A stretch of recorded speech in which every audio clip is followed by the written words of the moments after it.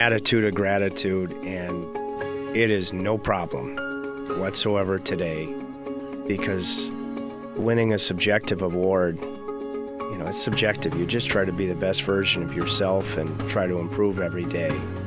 But to see how excited friends, peers, people, whether it be players, coaches, management across the NHL, player safety, officials, television and radio, broadcasting peers, management, and the huge Caniac fans. My attitude of gratitude to have and be so privileged to have a life in the game of hockey. That's the greatness on display, to see people get so excited about an individual distinction.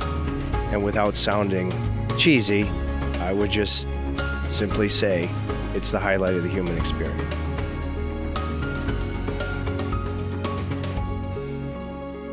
Who's cutting onions in here? It's Dusty, all of that.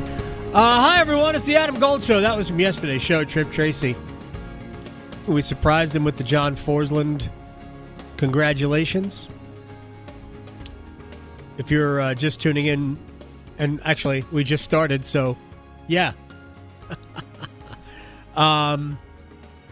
Tripp was named, along with Anish Shroff of the Panthers, play-by-play guy, co-North Carolina Sportscasters of the Year.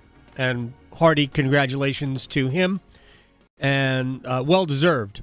I told him yesterday that my favorite part about Tripp as a broadcaster is the fact that I can believe what he says. It's the most important thing for me in anything is that I can believe you. And he's always cooking with gas, grill, and gravy. We have not heard oil, gas, and gravy much this year. I know. At the beginning of the season, there hasn't been a lot of oil, gas, and gravy. There's been a little bit, maybe they've been out of gravy. Maybe it's a New Year's resolution to use something different. So, before we begin this proceeding, and there's a lot of good stuff today, Ryan Wilson of CBS, we're going to talk about the National Football League playoffs start on Saturday. The draft, Panthers, we know, have the 8th pick in the draft. We can look ahead to that. His podcast that he does with Rick Spielman, former NFL executive with the Vikings, is very good, and they have a lot of fun, and they talk about the draft and things like that. So we'll talk to Ryan about a number of NFL-related matters, but who can the Panthers seriously be thinking about at number 8, which I'm sure will change 60 times between now and the time that we get to the middle of the end of April for the draft. Chris Carwell, substitute head coach for Duke. He was the head coach of record this weekend as the Blue Devils. Where did they win again? They won on was it at Notre Dame? No, it was so. Yeah. I think it was at Notre Dame. And regardless, it doesn't matter where it was. No, it was at SMU. They cruised. Clearly because Carwell was behind the bench. But wait a second. They cruised also when John Shire was. Never mind. Might be the team. But we'll talk to Chris Carwell about the team. And Mike Felder is going to join us.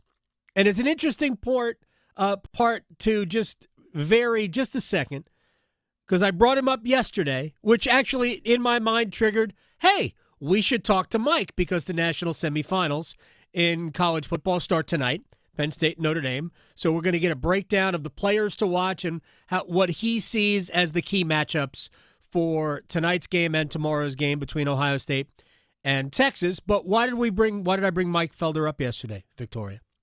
Well, I mean, college football playoffs.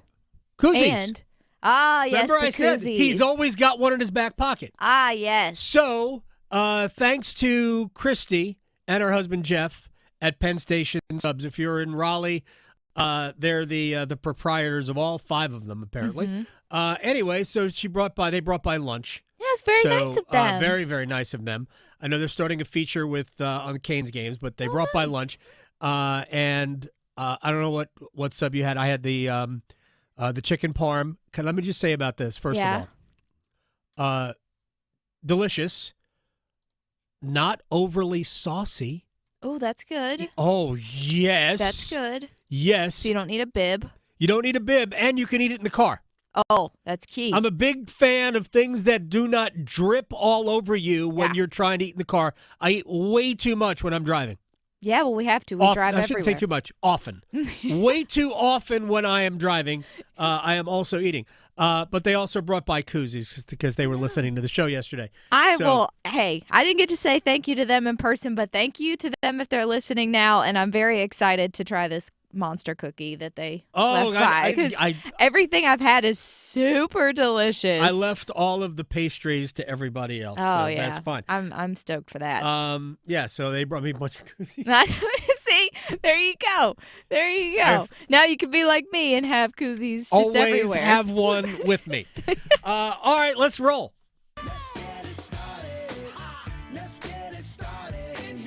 All right, I have a question, and this could be for anybody. I have a question. Why doesn't State have a better record? What was that last night? Yeah.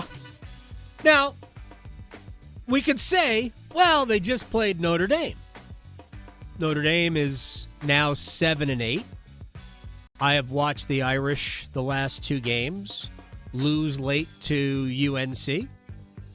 And honestly, it was an avoidable loss for them. I'm not taking anything away from North Carolina's win. But that, to me, was Notre Dame saying, hey, can we get creative and lose this game? And they did. Congratulations. And they had a 7-point lead with 3.5 minutes to go against NC State. But I watched, and here's my takeaway. NC State has some pieces that can be good. If they get Mike James back, they could be a concern as we get February, March into the season. So, look, they're in a position at this point where they have to do something fairly miraculous to put themselves in an NCAA tournament spot. And they're probably at this point, in spite of the fact that there are 16 conference games left to play, they're probably in the, well, you probably got to win the ACC tournament to get in. But, hey, been there, done that. But I was impressed. Jaden Taylor, look, a lot of these guys have not played this well, certainly not at the same time, over the course of the season. Jaden Taylor looked like a very good player to me. 3 of 6 from 3, 14 points. You got Marcus Hill, who has been arguably their best player, at least perimeter player, wing player all season. He knocked down a couple of threes. He had 15. Dontrez Styles had a very, very nice game. Ben Middlebrooks. Was that a heat check 3, or is that part of what he does? What's going on here? Also, a very good game. And even though he didn't have big numbers, I liked Brandon Huntley Hatfield. There are pieces there. Maybe it's a little confidence situation. Look, for the most part, NC State is going to play 16 more games that they can win because, other than Duke, and I think to a lesser extent Pitt and Clemson, and I think State can beat both Pitt and Clemson. I think State can beat anybody in this league. The team I watched last night has some depth. They look like they have guys who are at least capable three-point shooters. I don't think they're super consistent. And I think Michael O'Connell fell into a role last night that we saw him in last March, which is really nothing more than somebody who is orchestrating. It's not even a big assist guy. Just somebody who is making sure people are in the right spots. He'll make a play if he has to, but primarily he is here to make sure, like the conductor of the orchestra. It's like, here, you go here. No, you. I need the second oboe now. Now. Very familiar with that. All right, did you play the oboe? No, I was a conductor. Oh, a conductor. Yeah, I was the Durham major in band. We had a little snippet and everything running. Look at you. I know. Look at you. Random fact. So, for Kevin Keats and company, this is a good win because it's a win, but also after getting drubbed by Wake Forest. Well, we got competitors in that locker room, and we didn't like the way we played. I mean, we really didn't. And, this is, as we go through this season, we're going to have ups and downs. We completely know that. Not only us, everybody in our league and everybody in the country. It's can you bounce back and get better? And, we looked at the schedule. We knew we had a really good Notre Dame team coming in, especially, when Burton returned. Obviously he had 23 points out his first time back. But we didn't like the way we played, especially on the defensive end, and we wanted to get better. Yeah, they competed. And actually, it was defense that helped them win that game late. Remember, what was it? 60. I'm trying to remember the score that it was when Notre Dame led by, I think, 7 points with 3:37 left. Notre Dame didn't score a lot of points the rest of the way. And NC State, who, when Ben Middlebrooks made one of two to give them a 66-65 lead, they needed to come up with a defensive stop. Felt good, honestly, just to get back in the win column. We had 2 real rough road games with Virginia and Wake Forest. I mean, obviously, just not the performances that we would have liked to have. And even today, that first half was a little rough, but once we got it going and got it moving and started feeling right, I feel like we're one of the best teams in the ACC. So really to see glimpses of that in that second half was awesome. That was a very good defensive stop. They denied Burton a good look. Now, he still had a look, and it could have gone in, and they could have lost the game, and people would have been mad. But that was far better defensive effort on their last defensive possession than North Carolina had on theirs, because Burton got right to the rim. Of course, Burton also didn't make his shot. So the triangle, 2, Notre Dame, 0. We'll just say that. But Kevin Keatts knows what's coming up on Saturday. NC State and North Carolina. Just another game that we got to be ready for. I mean, we have to be ready for it, and we'll go back, in the next couple of days and see where we can clean up from this game. What I'm worried about more with us is how do we get better, because we can't focus. Our focus more going into Notre Dame was about NC State opposed to Notre Dame. So we're going to do some of the same things, like, all right, how can we get better as ourselves, and then obviously we'll turn our focus to Carolina. I kind of like the fact that NC State has 2 better big men than North Carolina does in this matchup.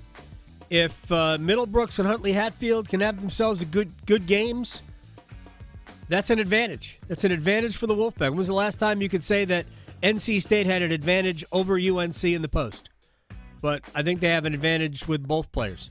So then it becomes, can NC State's wings replicate what they did yesterday?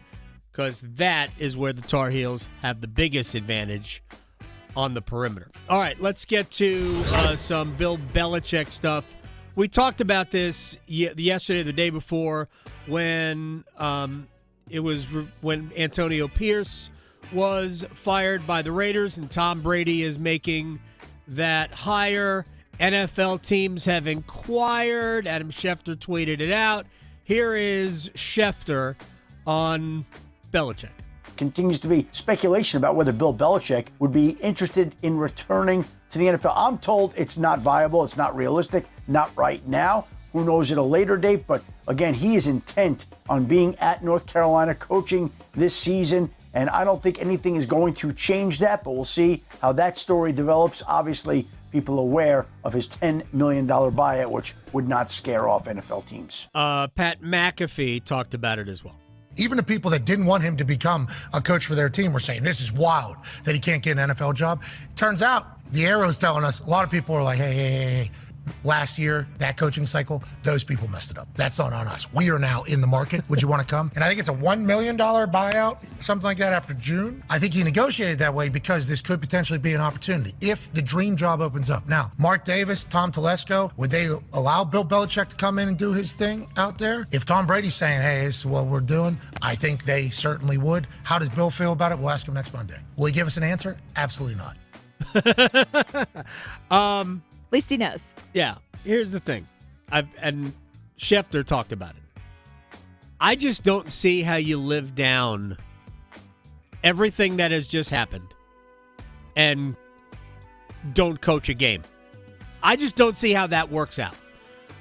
Plus, they've had some success in the transfer portal already, and that would every single one of those players would go. 100% of them. Bryce Yates, if you watched the Fenway Bowl, where North Carolina lost to Connecticut, you heard the name Bryce Yates a lot. Sack, 3 tackles for loss, defensive MVP of the Fenway Bowl for UConn. He transferred out of the portal into UNC. If you can beat him, join him. I think that's the new phrase. If you did beat him, join him. So, and Jim Moore is mad, by the way, not necessarily at North Carolina, although maybe. He says players have been tampering, or schools have been tampering. Tampering in college football? It's unheard of. Oh, heavens. Yeah. The pearl clutching from coaches will never, ever stop entertaining me. It is laughable that we complain about it because everybody does it. In a generation of receipts where it's so easy to go back and call their bluffs. Everybody does it. Yeah. So, look, and then Mora went on to say, we've, it just proves that our program has gotten to the point where teams are cheating to beat us. Yep, that's exactly right, Junior. That's exactly right. Teams have to cheat to beat UConn. Gosh, it's tremendous. Oh, college football don't change ever. Speaking of college football, here we are tonight at the precipice of the college football playoff national semifinals.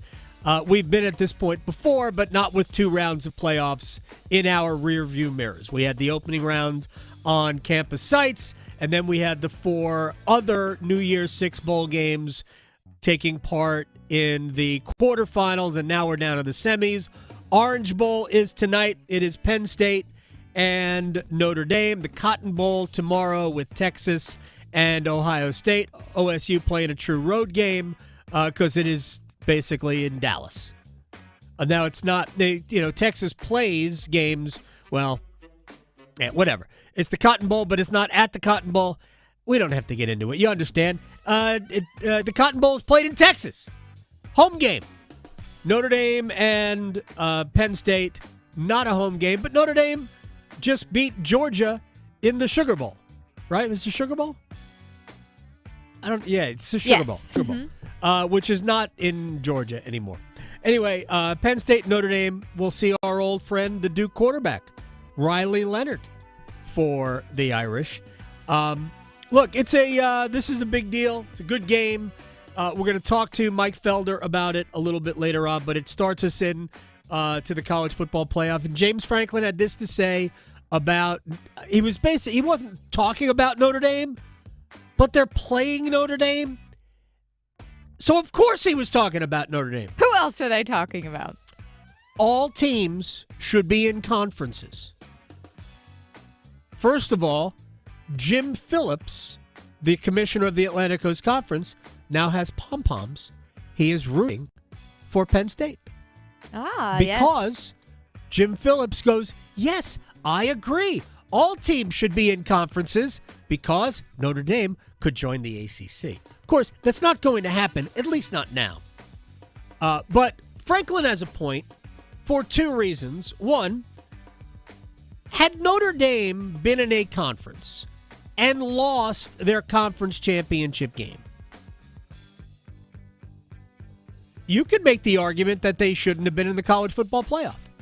I mean, I'm not saying they wouldn't have, but you could make that argument because, man, when you lose to Northern Illinois and you haven't beaten anybody other than Texas A&M, who was not even a ranked college football playoff ranking team at the end of the season, you can make the argument that Notre Dame would not have had credentials. I'm not here to make that argument, but if you wanted to make it, yeah, I can see your point. And I think Notre Dame has proven that they are clearly a great team. So I'm not saying they don't belong. But Franklin also has a point, and it really speaks to the larger problem of college football, is that it is impossible to have equity. Impossible. There is no fair way to do this. There frankly never has been a fair way to do it. And now there really is no fair way to do it because all of the leagues, and we've only got 4 now. No offense to the group of 5. We only have 4 power conferences now. And they're too big for there to even be equity within a conference. We've talked about this forever.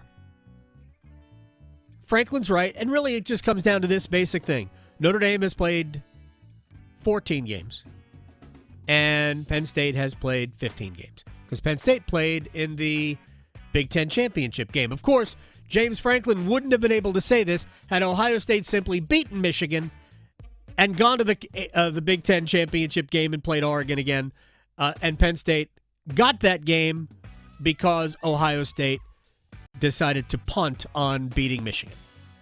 So, whatever. And Penn State played pretty well against Oregon, just didn't win the game. And I think they're also very good. It's going to be a fun game to watch if you want to watch it.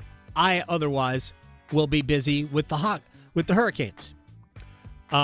Canes and Toronto tonight. It is a radio-only game because it is one of those ESPN plus Hulu events. So ESPN puts games each week on Hulu exclusively. And you could also get them if you have ESPN Plus, which is how I would get it if I were at home. But I am not going to be at home. I'm going to be at Lenovo Center for this. Toronto is really good and playing well. I think they're on top of the Atlantic Division. And the Hurricanes have yet to win consecutively since the 15th of December. Of course, they didn't win their last game out, so they're not. That's not on the line tonight. They'd like to make that on the line tomorrow when they host Vancouver, another good team. This is 3 very interesting games in a row where you've got Toronto, Vancouver, and then Anaheim, because Anaheim is actually really good.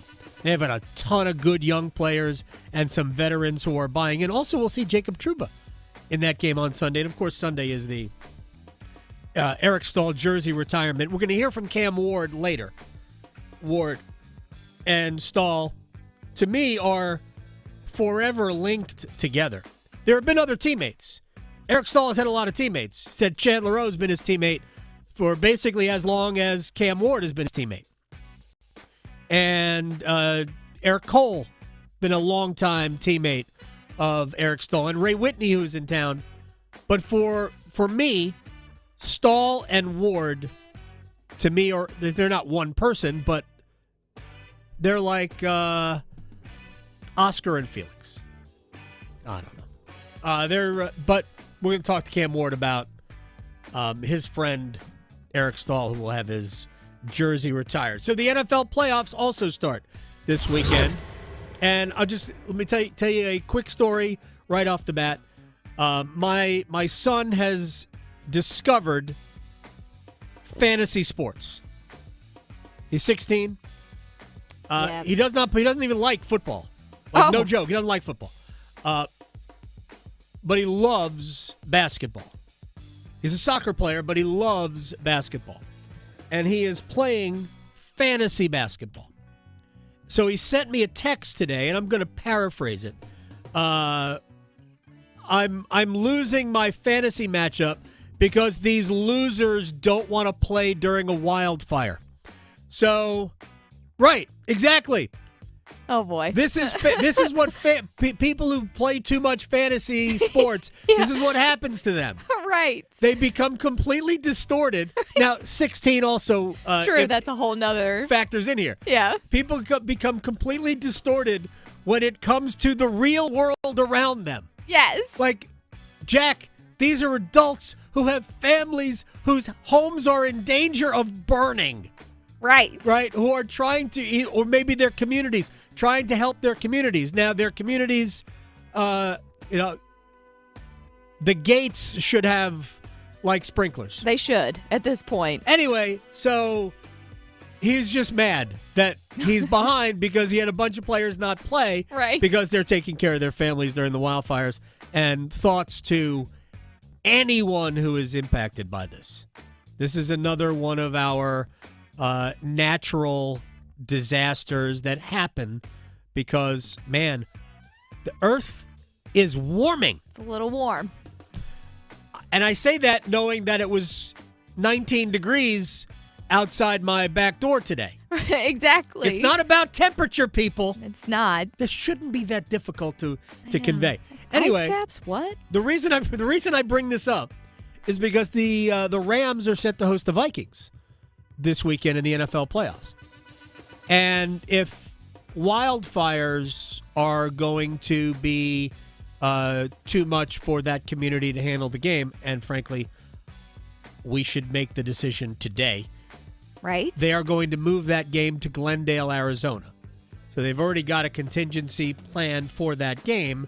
So the Rams would host the Vikings in Glendale, which is the home of the Arizona Cardinals. So that's what would happen if they can't play the game in Los Angeles. All right. That may come up, maybe. Ryan Wilson, CBSSports.com. We'll talk about the Panthers, Bryce Young, Mike McCarthy denied by Jerry Jones to interview for the Bears head coaching job. Sounds to me like Dallas is going to keep him, or they just want to be mean about it. I don't get it. And we'll talk draft as well with Ryan Wilson of CBS Sports next. Serving it up hot and fresh every day. Adam Gold on the North Carolina Sports Network. Listen every afternoon for The Drive with Tim Donnelly. It's 2025 and everybody's looking for a fresh start with their resolutions. Every team, player, coach, they've got something on a wish list. The Canes, I think they could use a little bit more toughness. The Panthers, clarity on Bryce Young. Is he the guy? Is he not? And every college basketball team wants to be hitting their stride as they hit the ACC schedule. The Drive with Tim Donnelly, 3 to 6 on 99.9 The Fan. It's bow time. A leg and thigh dinner from Bojangles for just $5.99. Leg and thigh dinner from Bojangles for just $5.99. So crispy. So crispy. And juicy. And juicy. So much flavor. So much. Stop it. What are you doing? What? You expect me to get this delicious deal and not say anything? You're unbelievable. You're unbelievable. With a boldly seasoned leg and thigh, choice of fixin', a biscuit, and legendary iced tea, it's a deal so good it's worth repeating. So eat and repeat while it lasts. It's bow time. It's bow time.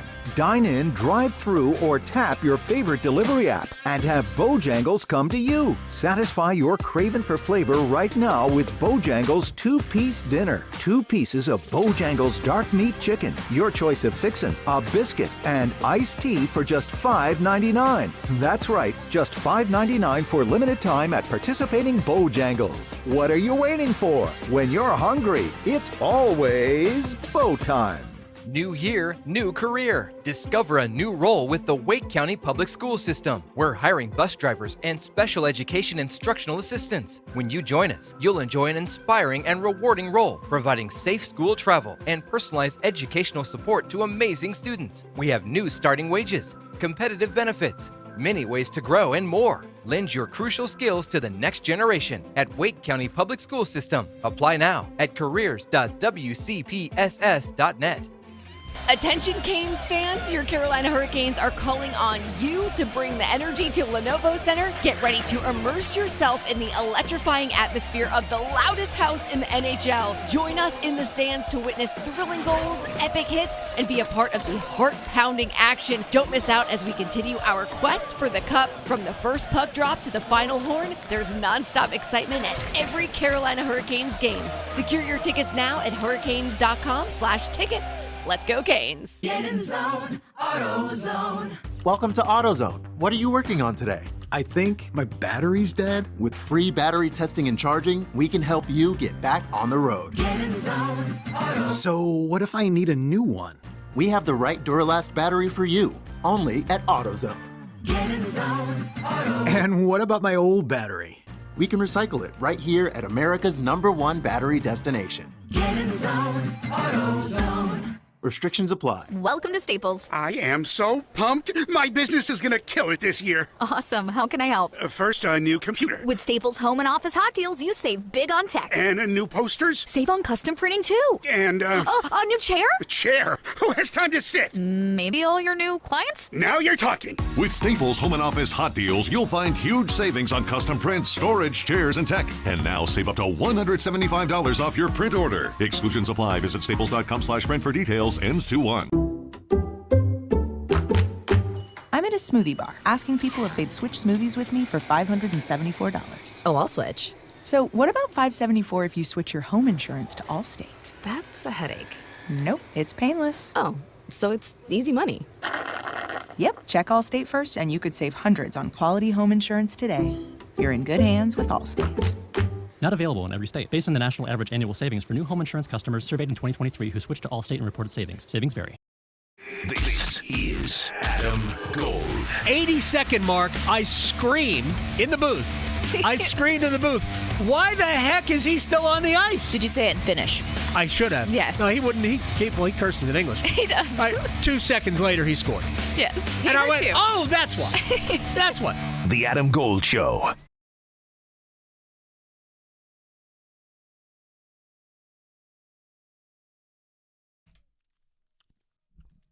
It's the Adam Gold Show. I am Adam Gold. Victoria on the ones and twos. Feels like it's been forever since we have spoken to one of our favorites, Ryan Wilson, CBSSports.com. With the First Pick podcast joins us. Happy New Year, my friend. Hope you and yours are doing well. Shouts to all of the people in Bowie's Creek. What did I call it last time? Queek? I think I screwed that up completely. Hope everything is well in your world, man. Let's just start with, just your thoughts, because I know we've talked a lot about Bryce, especially with the last game. Does the last game that he played in a game that Atlanta needed to win, does that enhance everybody's opinion of what Bryce was, certainly in the last half of the year? Hey, Adam, good to see you. Happy New Year, buddy. Hope things are good with you, too. I am so excited for Bryce Young and the progress he's made and Dave Canales and what they've been able to do, because when we talked after week 2 when he got benched, it felt like a done deal. It felt like he was going to get traded to the Dolphins or wherever to be Tua's backup and sort of figure out his NFL future. He took a seat on the bench. Andy Dalton played for a month or so, and then when Bryce got back out there, it felt like he learned whatever lesson he needed to learn. And you and I have talked about this before. Magically, his footwork was Alabama style. It wasn't year one Carolina style. And I was just going back and forth with a colleague of mine who said, hey, the only real defense he played was the Philadelphia Eagles. He should have beat the Philadelphia Eagles if Xavier Legette hadn't dropped that ball at the end of that game. They outplayed the best team in the NFC. So I think the way they finished against Atlanta, as you noted, a must-win game for the Falcons with their rookie quarterback, that says a ton to me, and it's refreshing to turn on a Panthers game and see Alabama Bryce and not year one Bryce, because I think that's what everyone expected. And I tweeted out some video today, but also Mike Sando, the Athletic, had this in his Monday morning column. The last 9 games, Bryce has outplayed C.J. Stroud. And the whole talking point over the summer and even last year was Panthers owner probably wonders why they took the wrong quarterback. Maybe they didn't. Maybe they got their guy, and it's the infrastructure you put around that young quarterback that helps that young quarterback grow. So credit to Bryce, credit to Dave Canales, credit to Dan Morgan. Let's go. All right, Ryan Wilson is joining us here on the Adam Gold Show. It was a pretty good impersonation of Pete Prisco. Thank you. I think that you just did. Here's the thing about, because you brought up CJ, and because, man, I was dealing with it last year, because I was screaming going into the draft, if it were close between the two players in terms of playing the position, then it would have been a no-brainer to take Stroud, because he has all of the historical measurables. He's got the size, the obvious arm, all of that. And clearly, C.J. Stroud is a very good quarterback. I am not saying it anything other than that. But I still believe that there was something in Bryce that caused more people than not to think that Bryce was the number one pick. And yeah, it matters to put a better offensive line in front of him. And clearly their offensive line was improved, certainly in the middle. And just a couple of more weapons. It wasn't great. I mean, Adam Thielen missed some time. Xavier Legette had some drops, but he was better than basically everybody not named Adam Thielen last year. Then you add Jalen Coker. David Moore was a good, reliable player. Sanders. He missed some time too. But, yeah, it looks like they've got 4 or 5 at least viable options for him to throw to, and the coaching is better. Amazing how all of that matters. Right, and I think that's the takeaway. The other takeaway, and this is more media fan-driven, is that, sometimes we have to take a deep breath and let these young players develop at the pace that maybe is not as fast as we want it. And looking back, the Frank Reich situation was the wrong situation for Bryce. They had too many cooks in the kitchen. And Bryce, I talked to folks that were on that staff that said he was a little stubborn at times. And that I get it. The other thing, Bryce had never lost. And it's sometimes tough to go when you play at the high school level and the college level and to get thrown into a situation that was Carolina last year. It probably feels like you're on a different planet playing a different sport. Whereas CJ, and again, not to take anything away from CJ, he went to a perfect landing spot, even though the Houston Texans were historically bad the previous few years. D'Amico Ryans, Bobby Sloak, the play caller, the offensive line was okay, but they found ways to make plays with the playmakers they had. Tank Dell had a big rookie season. But as you noted, Adam Thielen looks like he's 10 years younger, the way he's played over the second half of the season. It has been night and day. And the Jonathan Brooks situation is terrible and demoralizing, and it's unfortunate, but Chuba Hubbard's played really well. And I think the biggest thing, Adam, the offensive line has sort of figured it out a little bit. Mm-hmm. And that's huge because we were talking about Ike Ekwonu and was he going to have to move inside? Are they going to have to draft another tackle? Again, sometimes patience pays off, coaching pays off, and it's all come together. Now the issue, and you'll be talking about this for the next few months, the expectations going into next year.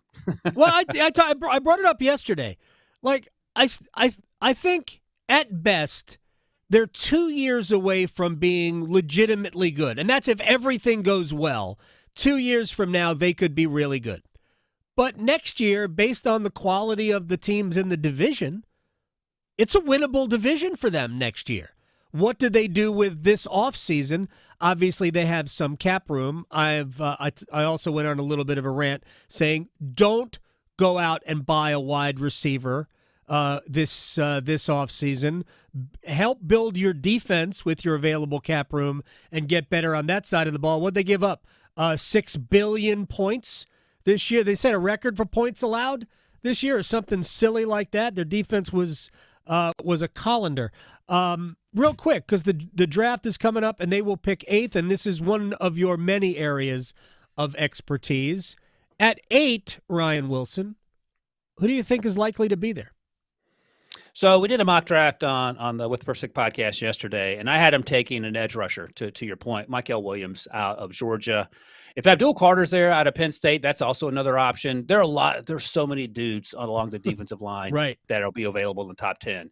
So if you're not looking for offensive line, I'm not sure necessarily they are, or maybe you don't want to draft the Tedroll McMillan, the wide receiver out of Arizona, who reminds some NFL folks of Drake London, then edge rush feels like a safe spot to go. And there are dudes out there that are 260 that can get after it from day one, get Derek Brown back, and you go from there. Because I think your point is an important one. You can, unless you're the Cincinnati Bengals, and even if you are the Cincinnati Bengals and scoring 40 points a game, you can still miss the playoffs if your defense stinks. So let's get that shored up, help Bryce out.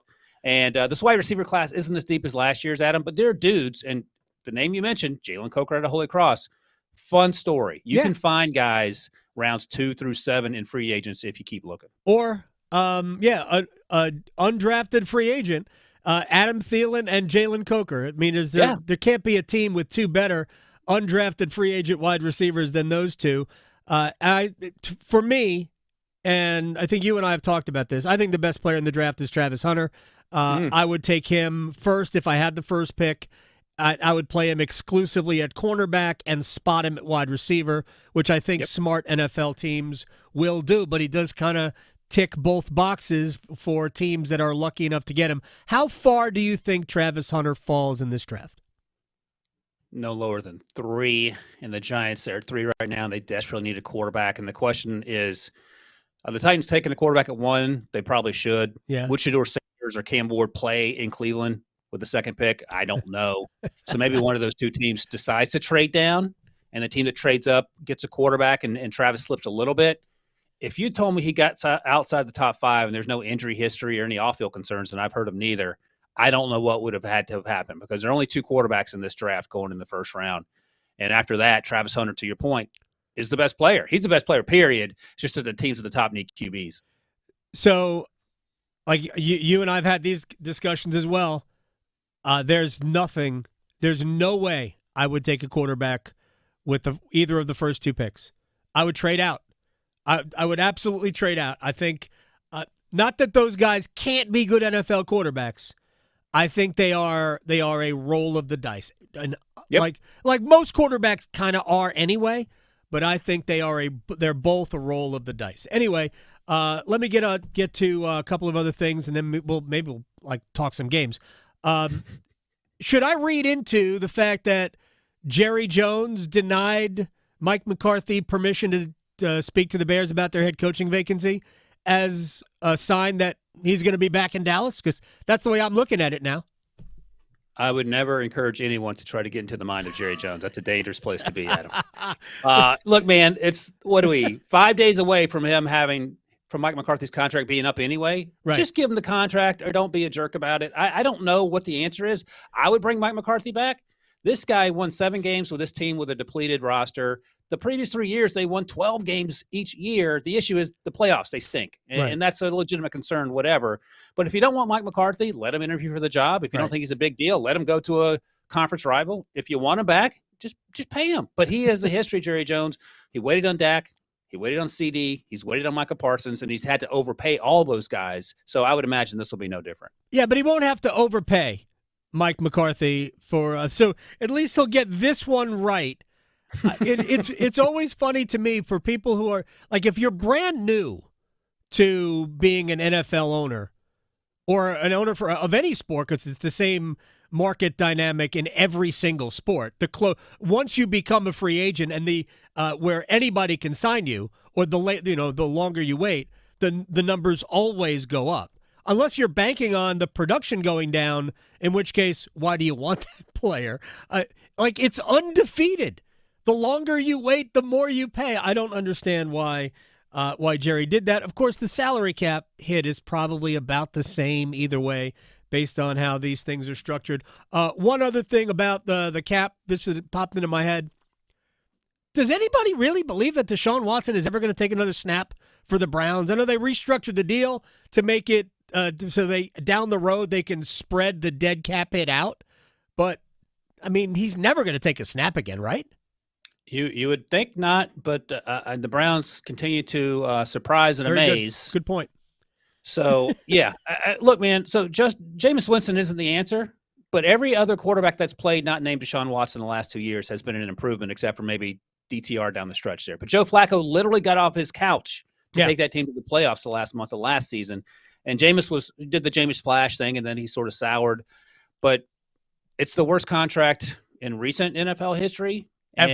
Ever. Never been a worse contract than that. I didn't want to be hyperbolic about it, but you're probably right. And then the question goes back to what we talked about a moment ago. At 2, if you're the Browns, you need a quarterback. Now you got to convince one of these guys, Cam or Shador, that Cleveland has changed their stripes, which is, a hard sell, it feels like. And they have no stripes, so there's no stripes to change. Oh, no, they're down the middle of the helmet. Ryan Wilson, CBSSports.com, with the First Pick podcast with Rick Spielman. So Steelers and Ravens play. Steelers have lost 4 in a row. So I have 2 questions about this game, or at least game adjacent, and then we'll let you go. A, are the Steelers really open to trading Mike Tomlin? Because I'll be a Jets fan again if they want to trade Mike Tomlin to the Jets. I got this question yesterday, if the Bears should ask about Mike Tomlin, and I laughed. I'm a Steelers fan, and Steelers fans get angry because the Steelers haven't won a playoff game since 2016. Right. But the fact that this man hasn't had a losing record, and that includes a year with Mason Rudolph and Duck Hodges, and then Mason Rudolph and Kenny Pickett, that alone should get him into the Hall of Fame. And the other thing is this: I'll ask 2 things, and I'll end with asking you a question. If I'm the Bears and they call me and I'm the Steelers, I want Caleb Williams, Rome Odunze, Montez Sweat, and 4 first-round picks. And then I'll answer the call. And the second question is this, Adam: if Mike Tomlin is so bad, if you're a Steelers fan, the over/under is 10 minutes. That's how long he'll be unemployed. You take the over, the under if he gets fired by the Steelers. Under. Right, exactly. There would be teams firing their coaches to hire Mike Tomlin. And you know this. The reason they haven't won a playoff game, and it might be the same now, is that they really haven't had a good quarterback. Even at the end of Ben Roethlisberger, by the time they got to this point, he was broken, hobbling around on a broken foot, and considering how big he was, that couldn't have been fun for him. The other adjacent question about this game, if I was asking you right now to predict, is it Josh Allen or Lamar Jackson? Who's going to win the MVP? I'm going to take the easy road out. Hopefully they split it because both these guys have been so awesome. Like, they have been absolutely amazing. I think the last time it was split was Peyton Manning and Steve McNair, if I recall correctly. Lamar's been spectacular, but so is Josh. And if you here's something I was thinking about too, Adam, not to take up too much time, but if you switch these guys, change their teams, they're basically probably the same records, right? I would think, yeah. Yeah. I would think so. It's hard.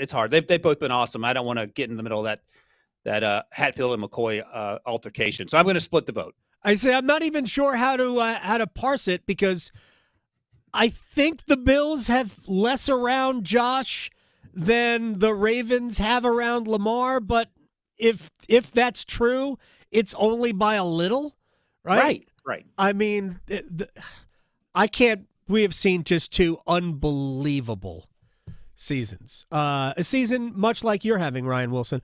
Appreciate your time at Ryan Wilson, CBS, with the First Pick podcast. Appreciate your time, man. I'll talk to you down the road. Have a good one, Adam. You too. The pride of Bowie's Creek.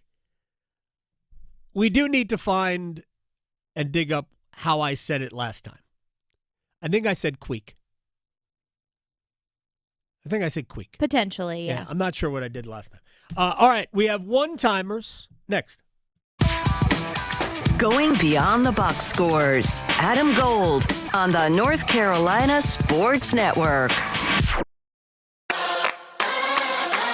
It's that time of year when we gear up to cheer on our favorite team. Don't let COVID-19 and the flu stop you. So make sure you don't have to cancel on the team you love the most by getting your flu and COVID vaccines. They are safe and effective. Both flu and COVID vaccines have been updated to fight against new virus strains spreading this fall and winter. So make sure you don't miss the big game and you protect those around you. Ask your healthcare provider about updated flu and COVID-19 shots. Visit myspot.nc.gov and find yours today. Did you know that since you have public power, your electricity is operated and controlled by people in your community, not by a for-profit, investor-owned company? These local folks are directly accountable to you. They don't answer to shareholders. They make decisions for the good of your community. What's more, your public power provider invests in your community, providing jobs and supporting your local economy. Local people working together to meet local needs. That's public power. Learn more at electricities.com. The North Carolina Department of Health and Human Services is looking for people age 21 or older to volunteer in long-term care facilities. Community Advisory Committee volunteers help residents and their families advocate for the needs of individuals living in long-term care facilities, such as nursing homes, assisted living facilities, and family care homes. Volunteers must complete orientation and training to become designated and certified representatives of the Long-Term Care Ombudsman Program. Visit ncdhhs.gov/aging to find your county's ombudsman.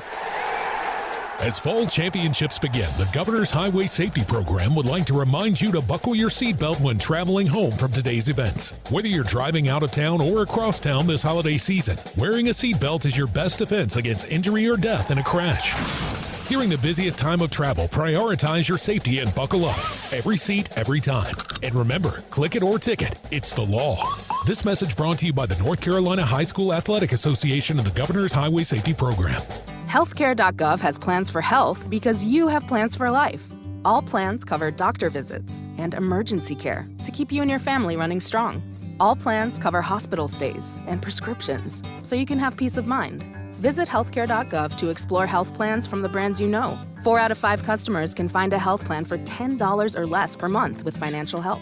Healthcare.gov is here for you. Final deadline to enroll is January 15th. Paid for by the U.S. Department of Health and Human Services. AARP is working hard to make sure people in North Carolina are getting the most out of life. Whether it's helping you stay healthy, save more money, care for loved ones, or simply have some fun, AARP is making a difference in communities across the state. You have a wise friend and fierce defender with AARP. Learn more about progress being made for older adults in the state by listening to AARP Without Limits. You can find the latest episodes of AARP Without Without Limits wherever you listen to your podcasts. Hi, I'm Dr. Miller, a dentist and a volunteer for Dental Lifeline Network. I learned about DLN shortly after graduating dental school. I wanted to help people who are not able to access the oral health care they need. As a new dentist, I wondered, do I have the skills to provide the care they need? And do I have the time when trying to build a new practice?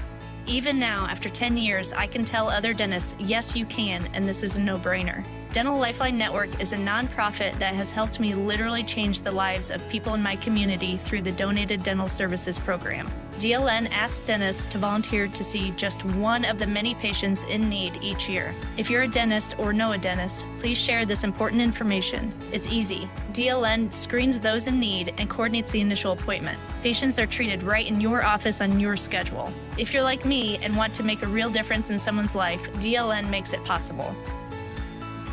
Go to willyouseeone.org to learn more. That's willyouseeone.org. This is Adam Gold. Georgia needs Alabama to beat LSU right now. And Georgia fans are beside themselves thinking that they have to root for Alabama for anything. So, I mean, it's messy everywhere. The Adam Gold Show.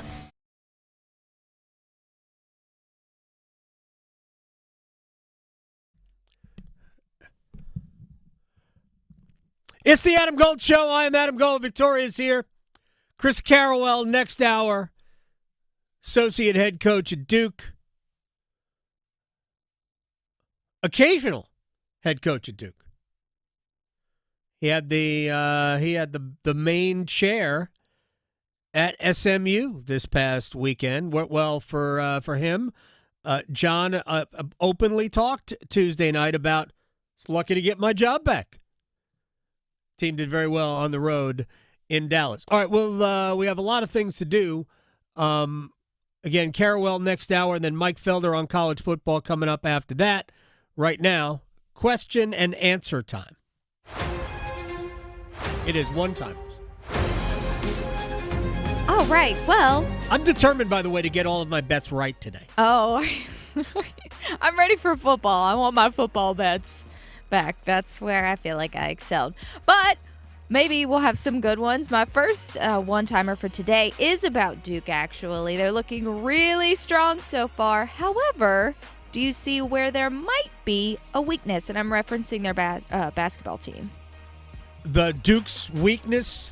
Yes. Despite them looking really strong. I know it's probably difficult to find one, but... All right. In terms of their personnel, they have one potential weakness.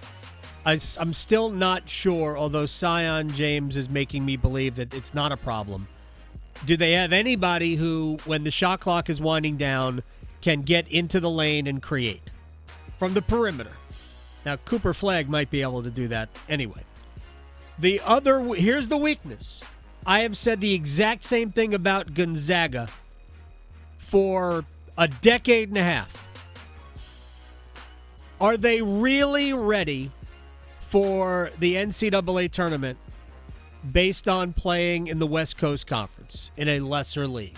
Now, I am not in any way comparing this ACC to the WCC. But this ACC is not going to beat you up night in and night out like it used to. There's a lot of nights where, I mean, as long as you can chew gum and walk at the same time, you're probably going to win with Duke's talent. So that's my only other real fear. All right. Let's see here. So I didn't get to this one yesterday because we did have some YouTube stream questions, which feel free to put those in your stream if you're watching. But I wanted to ask, after Eric Stahl is put into the Hall of Fame, who do you think the next Cane should be that goes in? To the Hurricanes Hall of Fame? Yeah. Well, we didn't really have a vote this year because Eric Stahl's jersey was retired. I think it will be Jim Rutherford, who joined us on Monday, the man who drafted Eric Stahl, who engineered the Stanley Cup run, all of that. I think it will be Jim Rutherford will be the next person to go in the Hall of Fame. The next player to go in the Hall of Fame, if it's up to me, will be Eric Cole. So, there you go. Okay, and tonight we have a semifinal, the Orange Bowl. So, how competitive do you see this matchup being, and how do you see the outcome? I think this is going to be super competitive. I would like to see Notre Dame win. Just say it that way.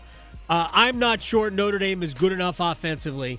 Not that Penn State's a machine offensively, but I think Notre Dame is more varied offensively. I think they could beat you throwing it and running it. I don't see Notre Dame having very much of a passing offense, and I think that works against them here.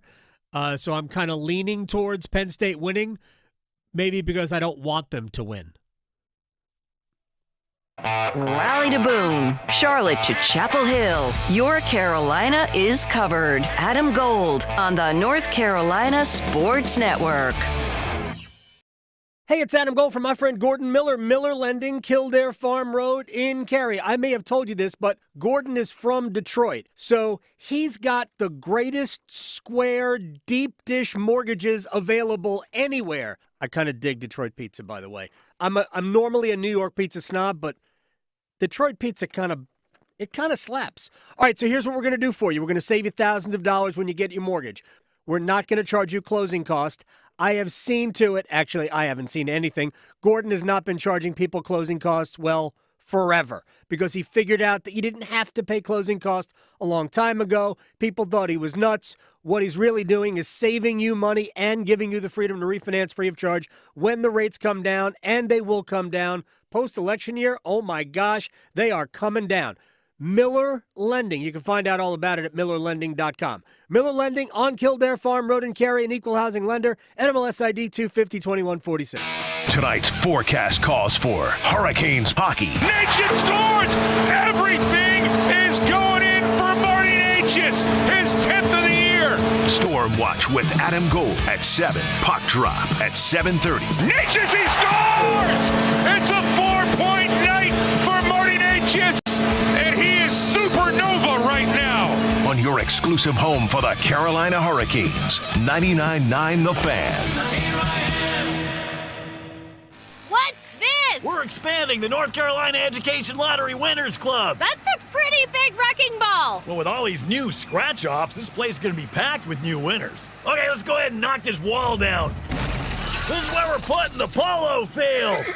Whoa, patience, Trixie. This month's tickets are loaded with $150 million in total prizes. The Winners Club awaits. Must be 18 to play. Approximate overall odds of winning range from 3.31 to 4.55. Problem gambling helpline 877-718-5543. This just in, hot off the bench press. Planet Fitness has added new strength equipment. Save $28 or more when you join today, and you can be one of the first to try it out. We're raising the bar with new benches, and our new hack squat will have you actually looking forward to leg day. Plus, we're still repping all of the best-in-class equipment we've always had, with most clubs open 24 hours, so you can work out your way on your time. So let's do this. Join Planet Fitness today and save $28 or more. Just $1 down, $15 a month, cancel anytime. Deal ends January 10th. See Home Club for details. Hey, what do you say? John Forsland here for my friends at Buffalo Brothers. It's hockey season, baby. I live and work on both coasts, and here's the deal. There's nothing like Buffalo Brothers. The best wings on the planet and a great place to watch all the big games. Visit all 5 Triangle locations for great specials, including half-price pizzas Monday through Friday, 4:30 to 6, and $6 Jamesons on Sunday. Dine in, carry out. BuffBrothers.com. Aw, man, now I want wings.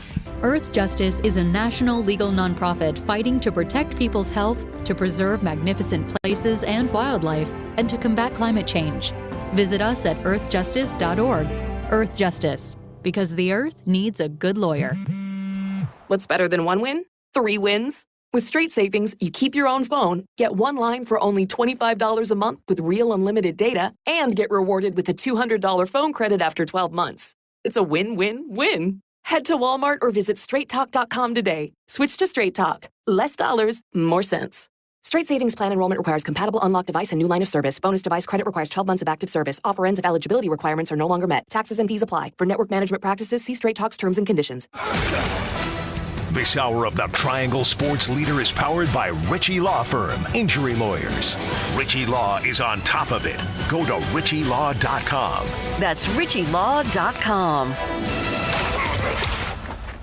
WCMC HD1 Holly Springs. Take us with you on the radio, Instagram, TikTok, Alexa, and YouTube. 99.9 The Fan, the Triangle Sports Leader.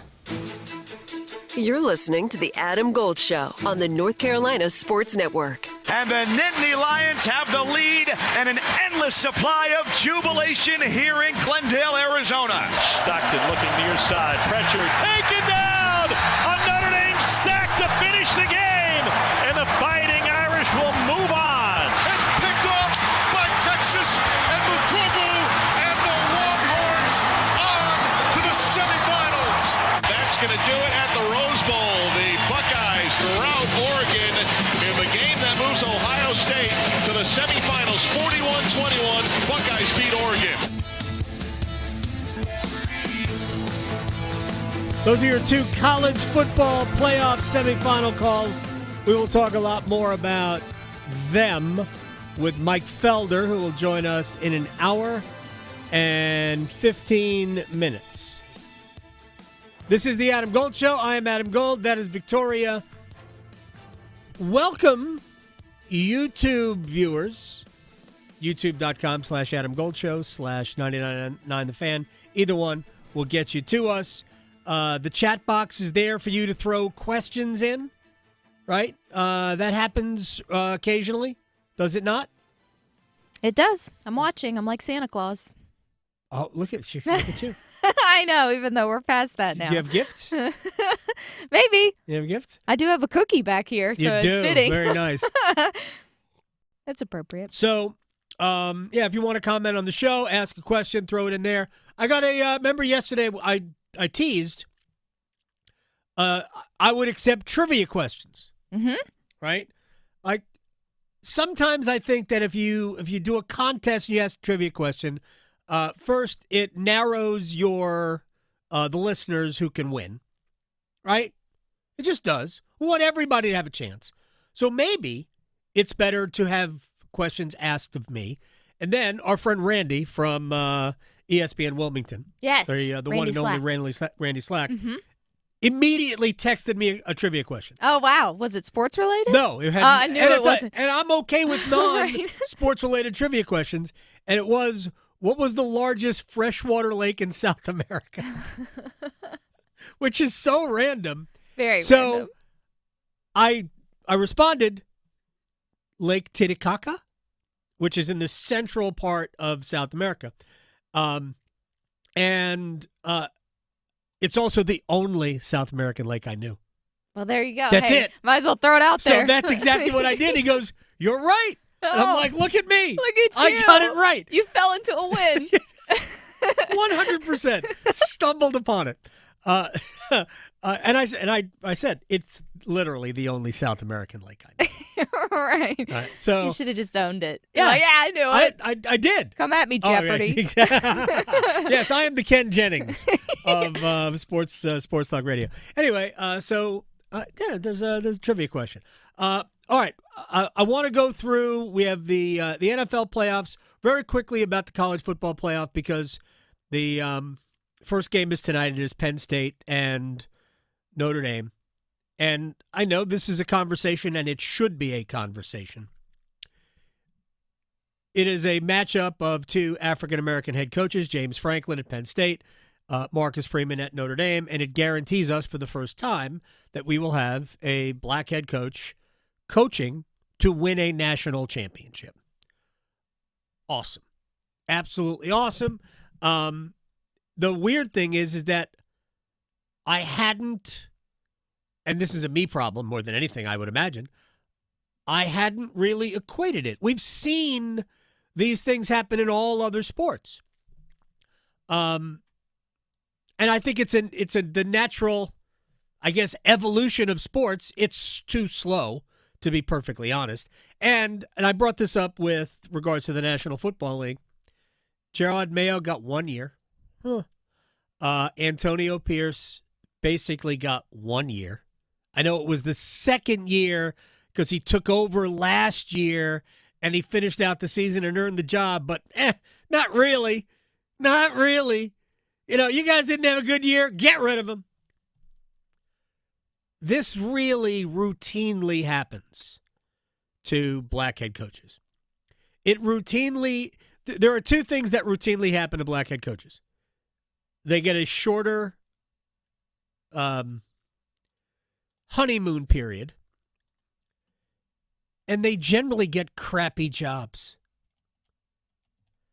So I remember when David Culley, the Texans hired David Culley a couple of years ago before they hired DeMeco Ryans.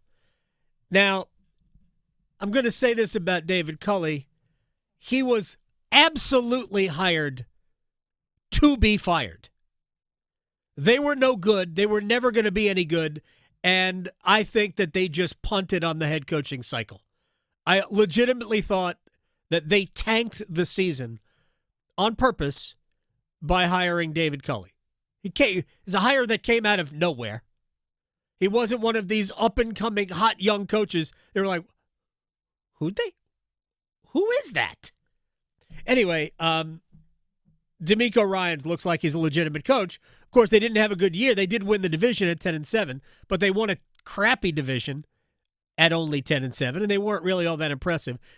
Now injuries mattered, right? They took on some physical attrition, but it hasn't been a great second year. Of course, they can erase all of that by beating the Chargers the first playoff game on Saturday. I mentioned this yesterday.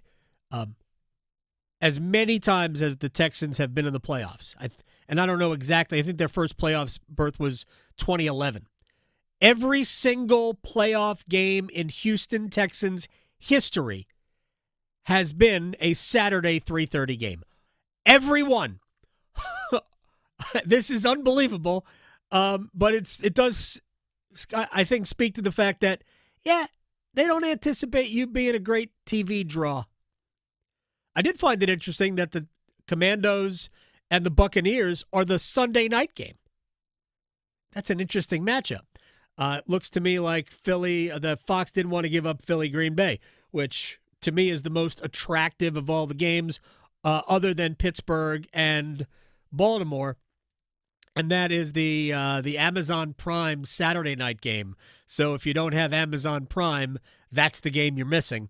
And in terms of pedigree and fan bases, that's probably the biggest one. But Buffalo-Denver is also good as well. There's a lot of good matchups in the first week of the playoffs. And I did want to speak very quickly to the MVP race, because it is, I think, one of the absolute fascinating debates, because I don't think there's a wrong answer. Now, it'd be very simple to do this. Lamar Jackson has accounted for more than 5,000 yards. He threw for over 4,000 yards. He ran for nearly 1,000 yards, 915. Combined, it's over 5,000. It's almost 5,100. He had 41 touchdown passes and 4 interceptions. Those are college numbers. He had 4 rushing touchdowns, and I think he had 5 fumbles for loss. So he had 45 total touchdowns, 9 turnovers. Josh Allen threw for less than 4,000 yards. Josh Allen this year threw for, 37-31. And he had a little bit more than 500 rushing yards. So the total yards he accounted for is about, 800 fewer, like 750 fewer than Lamar Jackson. He had 12 rushing touchdowns, so he brings his total touchdowns to 40, as opposed to 45 for Lamar. I think Lamar threw 5 touchdown passes though in the final game. Was it something? Did he throw for 5 touchdown passes the final game of the season, which Josh Allen did not play in? And I think he had a total of, because he had 6 interceptions, 2 fumbles lost, so he had 1 fewer turnover. I mean, if you're just doing it on raw numbers, Lamar's got a little bit of an edge. You throw in the extra game. If you wanted to prorate Allen and give him a few more passing yards and a few more rushing yards and a few more touchdowns, it's probably too close to go, well, he had 2 more touchdowns. That shouldn't matter. I honestly think that the debate comes down to who has had to carry more of the burden. My vote is it's Allen, but again, I think it's only slightly.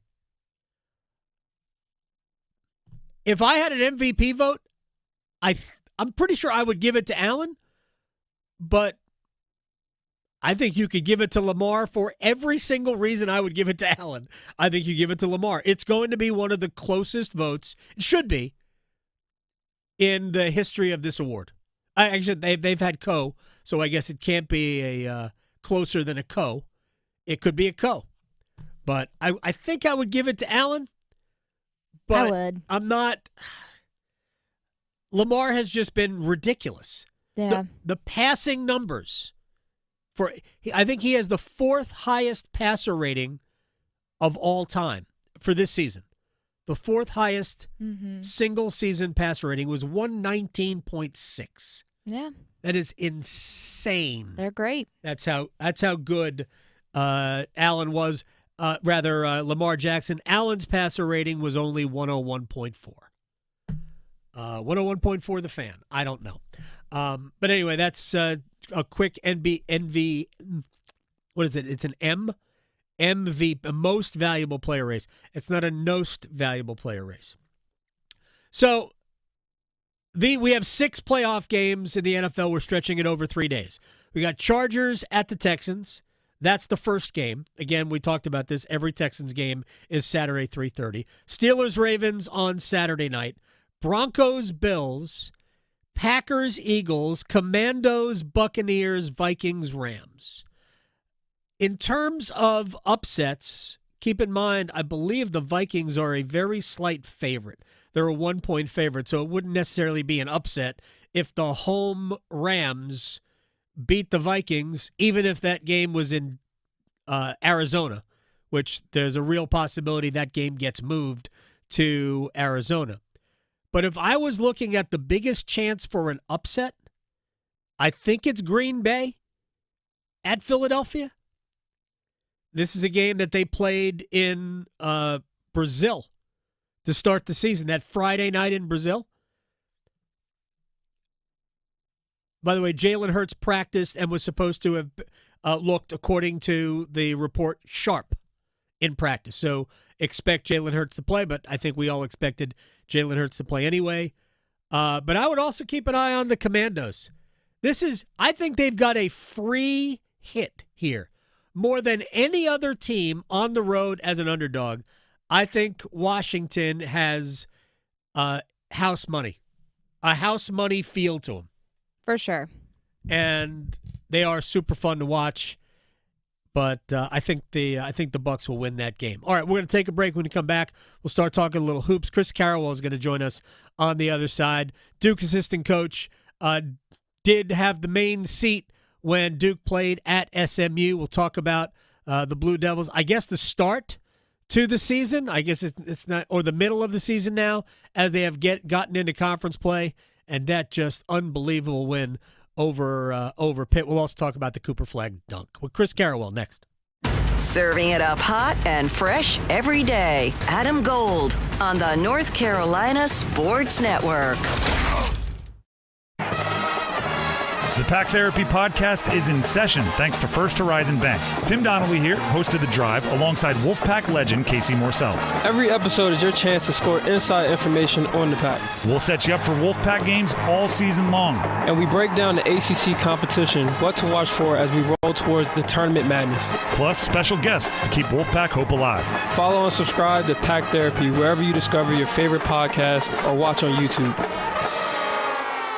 It's bow time. A leg and thigh dinner from Bojangles for just $5.99? Leg and thigh dinner from Bojangles for just $5.99? So crispy. And juicy. So much flavor. So much. Stop it. What are you doing? What, you expect me to get this delicious deal and not say anything? You're unbelievable. You're unbelievable. With a boldly seasoned leg and thigh, choice of fixin', a biscuit, and legendary iced tea, it's a deal so good it's worth repeating. So eat and repeat while it lasts. It's bow time. It's bow time.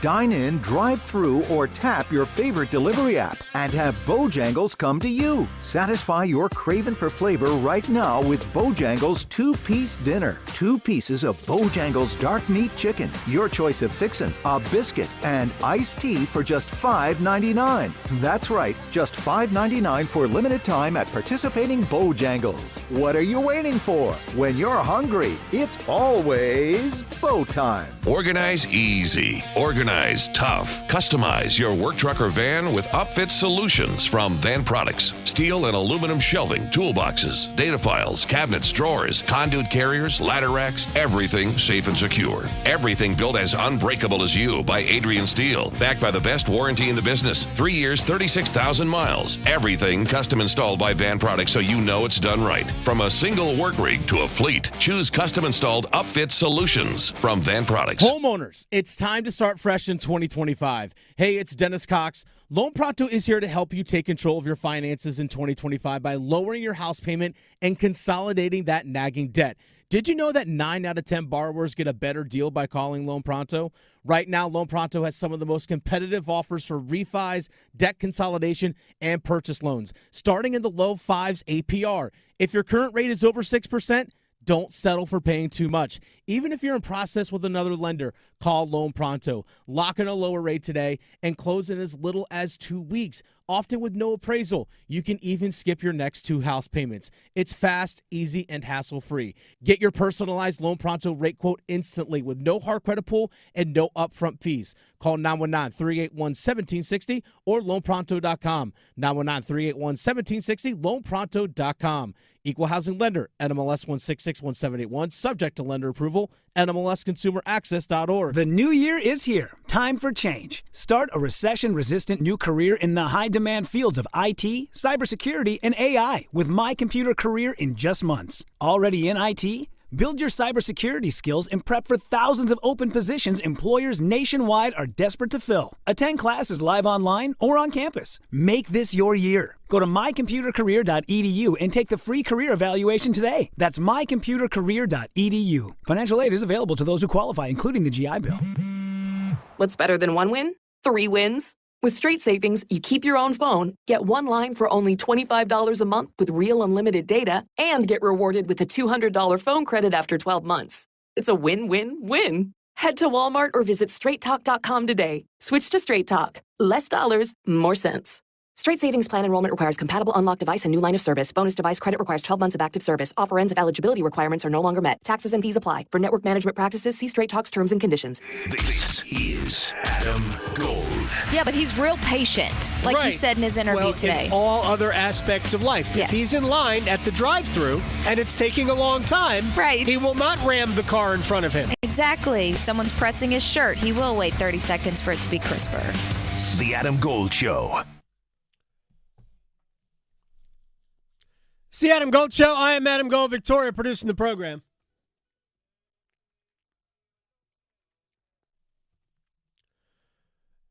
Good win for NC State last night. And they've got UNC coming up on the weekend on Saturday at Lenovo Center. And I'm watching the game last night going, I think there's something there with this State team. I think we're at a point, though, in the season we've gone long enough. They didn't win any of their big games in the preseason. I think it's a team that needs to they need to be thinking that they have to win the ACC tournament. I think that's just the reality of it. But I also think that it's a team that could have a very good second half of the season because I believe they've got some pieces. Jaden Taylor was excellent last night. Marcus Hill continues to be good. Dontrez Styles was good last night. Ben Middlebrooks, Huntley Hatfield was good. They had Breon Pass off the bench was good. They did a lot of nice things last night, and I think there were encouraging signs. If they ever get Mike James going, That would be phenomenal for them. And like I said, other than Duke, and to a lesser extent Pitt and Clemson, who I think are the three best teams in the league, I don't think there's any team that NC State can't beat. I really do. I think they have potential to beat anybody else in the league. They did have to come back to beat Notre Dame last night. They were down 7. Maybe that says more about Notre Dame than it does about NC State. I don't know. But maybe I'm prisoner of the moment for a team that desperately needed a win, especially coming off the blowout loss at Wake Forest. But and Wake Forest honestly is in the similar position to NC State in that they got some nice pieces. They should be better. But that was my takeaway from watching the State game, was that they should be better. I was like, why are they 9-6? Why did this win just get them to 2-2 in the league? And I think ultimately, they will be better going forward. They still don't have a guy. They have a bunch of nice players. But they still do not have somebody you have to game plan. We have to stop him, otherwise we're in trouble. And last year you could argue they had 2 with DJ and DJ. That's what I mean. Even though DJ Burns for a good chunk of the season was somewhat useless, and I'm not trying to be, flippant about it, he spent a good chunk of the season really being a non-factor for them. And then got hot at the right time, and it became one of the best stories of the college basketball postseason. But they don't have one of those guys at all this year.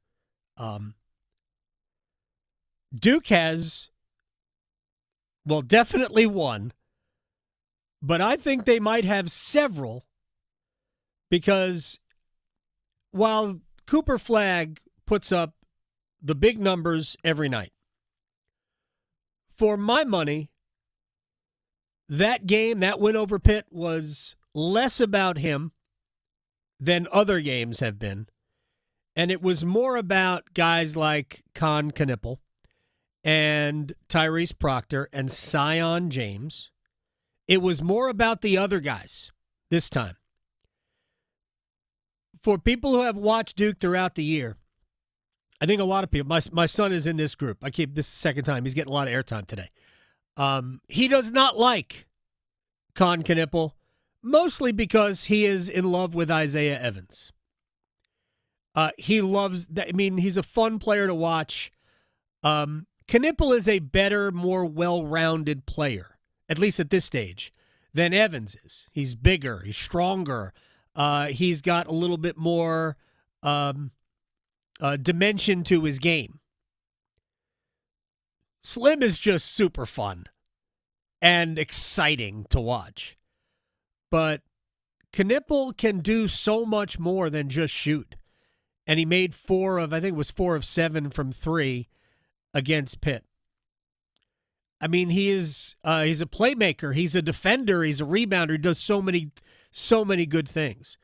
And that's where if he plays to his potential, and you get Proctor playing at a high level, and Kaman Malawash, who has been at times good and at times not good, like most freshmen, they're a team that can legitimately win a national championship. Legitimately win a national championship. So, because of that, because they have so much depth, and there's no guarantees when you get to March, 0. The only thing, we talked about it before, it was a question in one-timers. Do they have somebody that can break down and get his own shot other than Cooper Flagg? At the end of a shot clock, at the end of a late game situation or a late half situation, can you get that bucket? and I'm talking about guards. Can Proctor do that? Can James do that? Can do they have somebody who can do that? And the other thing was, is the league going to present enough of a challenge to keep them sharp throughout the year? That's my only fear. And it's not like Gonzaga in the West Coast Conference, obviously, because I think Pitt's legit. Anyway, a man who is 1-0 as a head coach, my friend Chris Carwell, joins us on the Adam Gold Show. You don't get to keep that win, though, do you? I don't think I do, AG. I don't think I do. Man, good job though. SMU's got some players. What enabled you? Do you think? Because it's not just that game; it's the game at Georgia Tech and the game at Louisville. And Louisville, I think, is one of those teams that has a chance to be in the NCAA tournament too.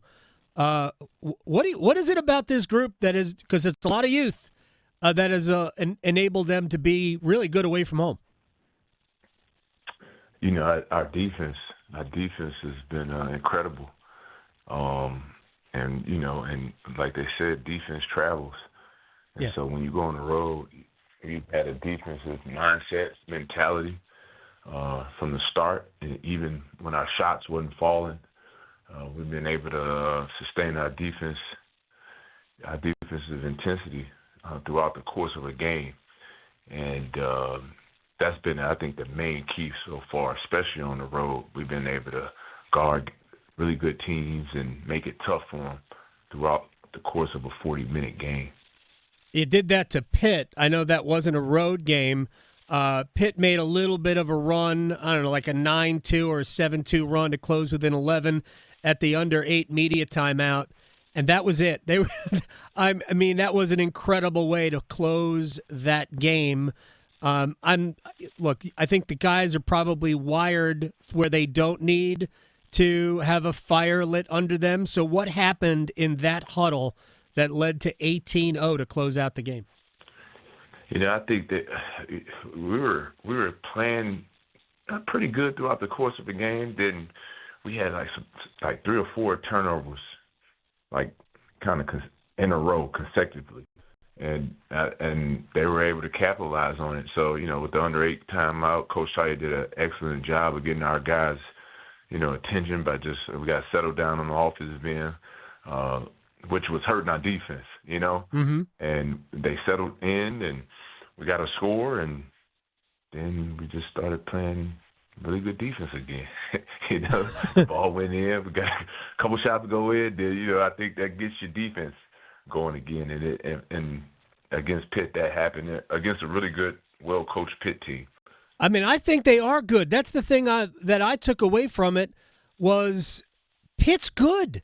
I think they're legitimately good. And Jeff has done. I give that administration a ton of credit because it was a slow start for them. And there were times where it didn't look like it wasn't going to happen. They have stuck with it. I think it's going to pay off huge for them. I loved, I love Jeff like I love you and John. He's such a high character guy. But I think they are good, and that's what made the win, I thought, even more impressive. Everybody talked about the dunk. John compared it. He compared the reaction to it like a Zion dunk. There's nothing quite like a Zion dunk. But Cooper Flagg hasn't blown out a sneaker, as far as I could tell. But what did you think? What do you think about his athleticism? Hey, G. To be honest with you, he hasn't been like, you know, everybody watched him in high school. I was expecting what happened against Pitt to happen like a while ago. You know, I'm like, what is this guy? Show some. I mean, he's had a heck of a year. But like in terms of the highlight dunks and the stuff that we've seen in high school, we hadn't seen that yet. Right. So it kind of caught everybody by surprise, which. Because, you know, we people have been waiting, and I was waiting. I'm like, when is this guy going to show me something that was just like? And I think that it kind of came and got people just out of their seats because they were surprised. Yeah. It was an unbelievable play, man. You could watch it from whatever angle you want to watch it from. It was just, it was. I'll let you know when we talk later where I rank it at. I'm not, we'll have to talk about that, but it was impressive, man. It was impressive. When he blocks a shot like Zion did, leaving the floor from below, for basically the key at Virginia, and blocks DeAndre Hunter's three-point attempt. When he blocks a shot like that, then we can start comparing him to Zion. Right. I agree. I mean, but we're talking about Zion. Zion's 1 in a million. It really is. As a college player, I mean, I've never seen anything like it before, and I don't know that I'll see anything like it, going forward. But Flag, everybody talks about his competitiveness. John said after the game that Cooper was mad that he picked up a third foul, and that's what ignited the dunk. Yeah, they got him, which you don't want to give him any, picking up, fouls like that to get him to do what he did with the dunk, but it did. And then he kind of played angry from that point on, which it ignited our team. And just special kid, special talent, and he's he competes, man, on both ends of the floor. And who knew that a third foul would get arguably the best dunk in college this year. Is he a better defender or an offensive player? I would say his offense is ahead of his defense, but I would say the thing that's the most impressive is his versatility. You can put him in, man. He's one of those guys that I used to love growing up. The Grant Hills, the Penny Hardaways, the Steve Smiths, the Scottie Pippins, the guys that at that size, right, they could do it all. They could score, they could rebound, they can pass, they can guard. He's like those guys, special talent. And why is it special? Because of his versatility, the understanding of the game. I think he leads us in every freaking category. He does. That there is. Well, he's got the ball all the time, so which is fine. I saw you at a middle school basketball game a couple of years ago, and I asked you about Tyrese Proctor, who was struggling. I don't know if it's maturity, understanding maybe better than he has ever understood exactly what his role is. But are we seeing the best version of him? Yes, we are. And just think, AG, he came to school early. Mm-hmm. He really should be a sophomore. And so what you're seeing now is the evolution of a guy who's been in your program. This is his third year. He's had ups, he's had downs, and now you get to a point where you kind of just understand. And it used to be like that all the time back in the day. Yeah. And I hate to sound like the old uncle, but when guys it was some freshmen that were outstanding back then, but most of the players it was an evolution where they were good or okay freshman year, sophomore year, you've seen the growth. Then they come into their own, their junior year, then by the senior, these guys are really good. He's there where his game has evolved. He understands his role, his leadership has gotten better, and where now he's doing it on both sides of the ball, and it really helps our team. Yeah, well, I mean, his defense was probably ahead of his offense as a freshman. And then I remember the game against Tennessee in the NCAA tournament 2 years ago that unfortunately ended the season. But he balled out in that game. He kept you guys viable in that game. It might have been his best game of the year. I don't know, given the circumstances. But I'm not sure he is not the second most important player. And you have a lot of important players. I'm asking you about one more guy, and then we'll let you go. And I appreciate your time. Chris Carwell, Duke, I'm going to say occasional head basketball coach for the Blue Devils.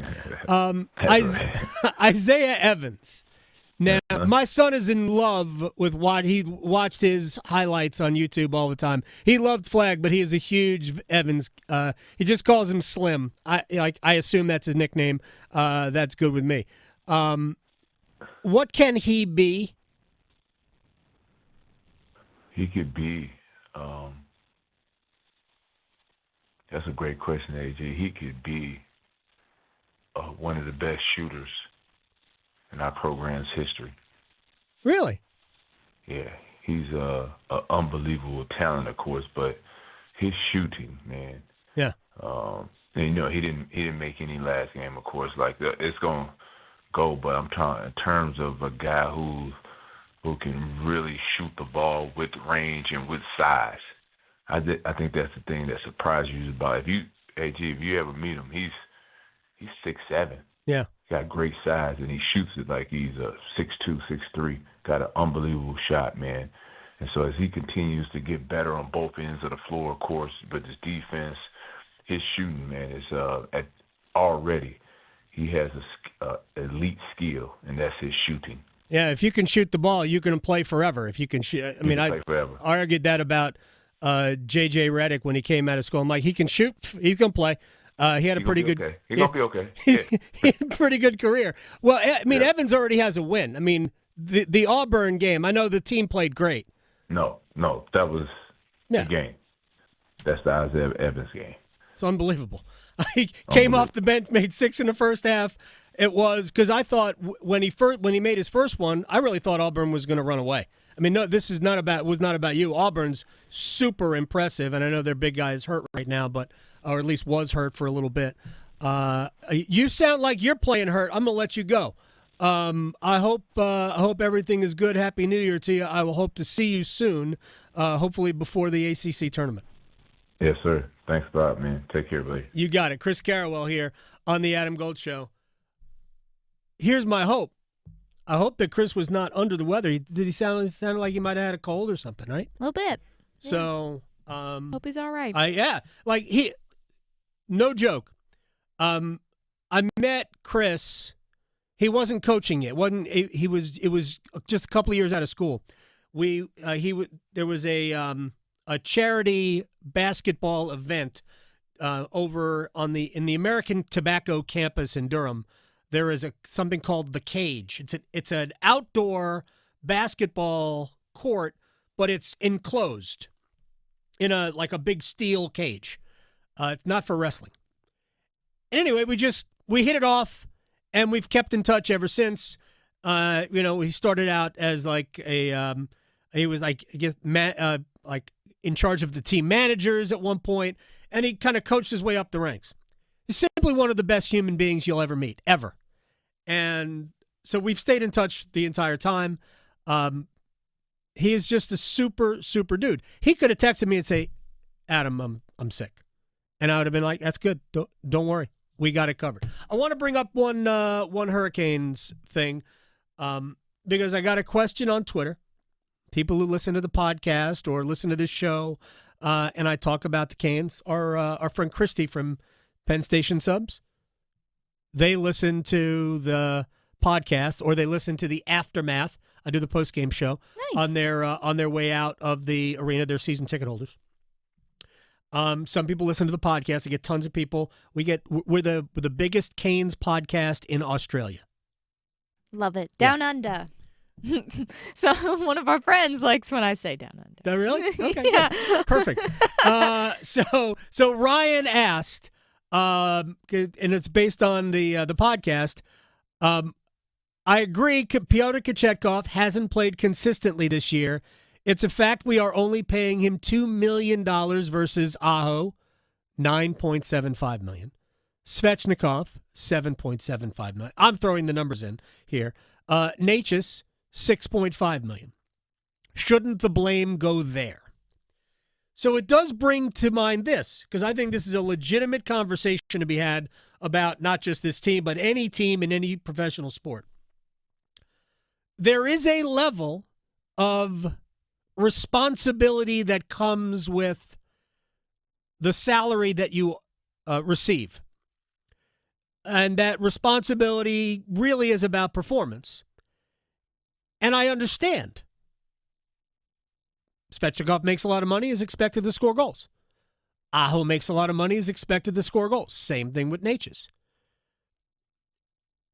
Kochetkov doesn't make a lot of money, doesn't score goals, but he's not preventing enough of them, is I guess the point. And I understand why you would assign the dollar amount that he makes to what the expectations should be. In most cases, there is a direct correlation. I'm not sure I blame Sebastian Aho for anything this year, even though if you asked me to give him a grade, I will grade him based on what the expectations are. He hasn't quite scored enough goals because he's on pace for basically 26 this year, 27, which is not hugely below, but, he's a 30 to 35 goal scorer. And so it's a little bit below his goal-scoring output, but he's at more than a point a game. It's kind of hard to bang a guy for being a point a game. I mean, I don't think you can blame Martin H. He certainly hasn't played well, hasn't scored the last 20 games or so, maybe a little fewer than that, 15 games. But he's still well over a point a game. I find it difficult to put a lot of blame on Natchez because then you'd have to give him all the credit for the record through 22 games, which was 16-5-1. Andre's a fair point. Andre should be producing more. But my overall point is that it doesn't always equate. Just because Kochetkov makes $2 million doesn't mean a lot was expected of him. And the problem that the Hurricanes have had, and honestly, the game in Tampa is the best possible example of it. It's not his fault that they lost because he made so many good saves during the course of the game. The quality of his saves were better than the quality of Andrei Vasilevsky's saves. The quantity plus the quality, too, because he had more opportunity to make big saves. But that goal that he allowed with less than a minute to go to Braden Point, it speaks to the one fear that we all have about Kochetkov, is sustaining that level of play for 60 minutes, because that's not a goal you should allow. It certainly should have been made more difficult on Point. Even if you play it right, Point can score because he's that good. But Kochetkov didn't play it right. And therein lies the rub. I'm not blaming him for the loss. But the best way to put it is that the guy at the other end isn't giving up that goal.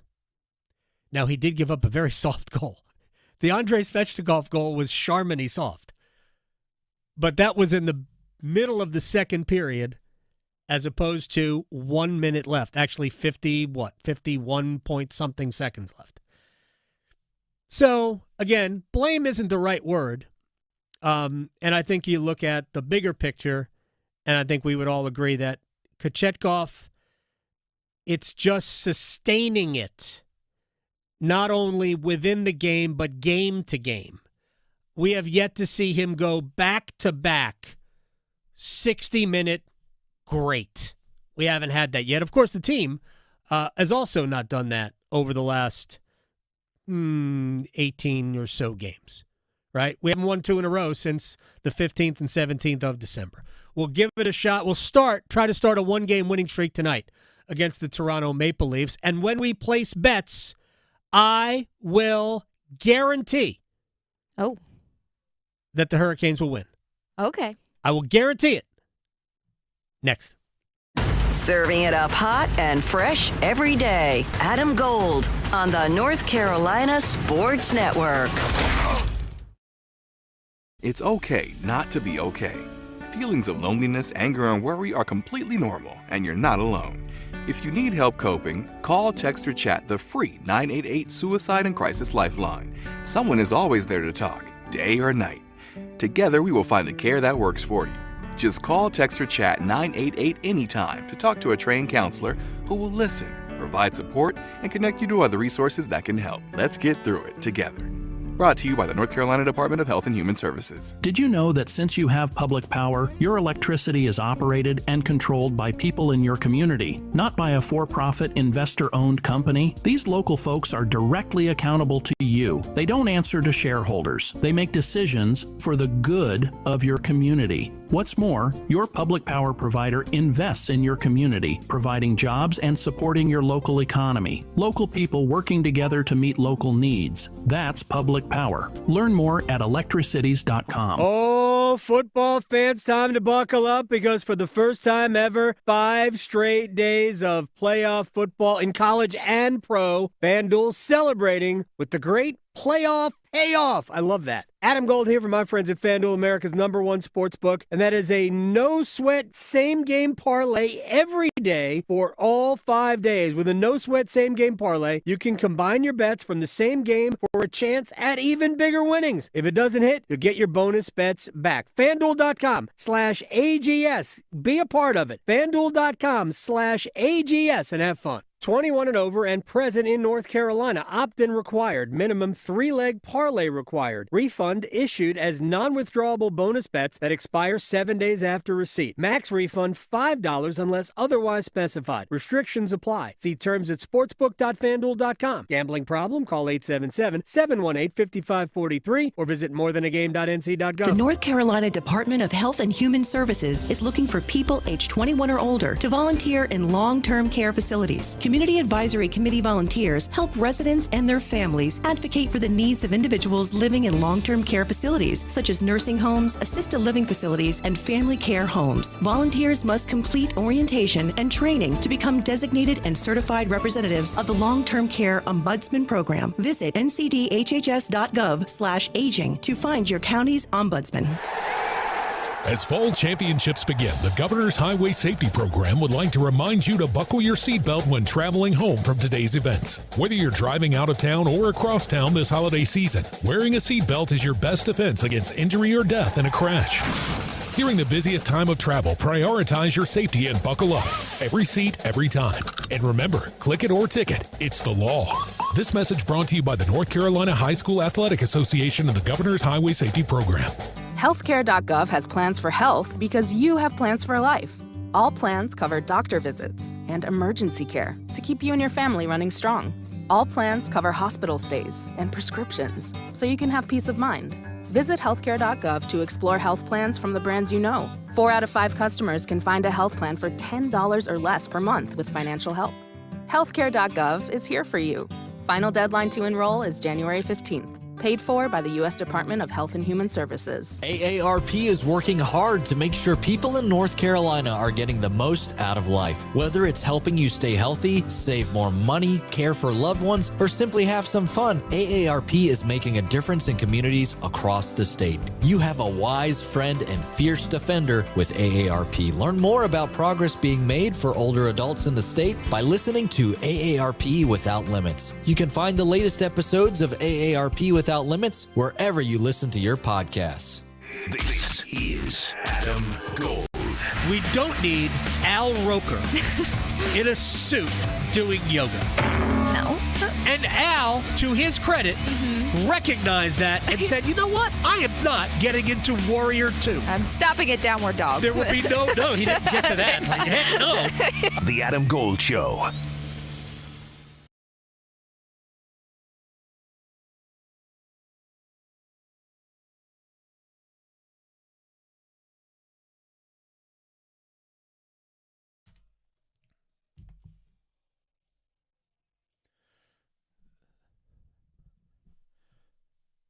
It's the Adam Gold Show. I am Adam Gold. We're going to place bets in a minute.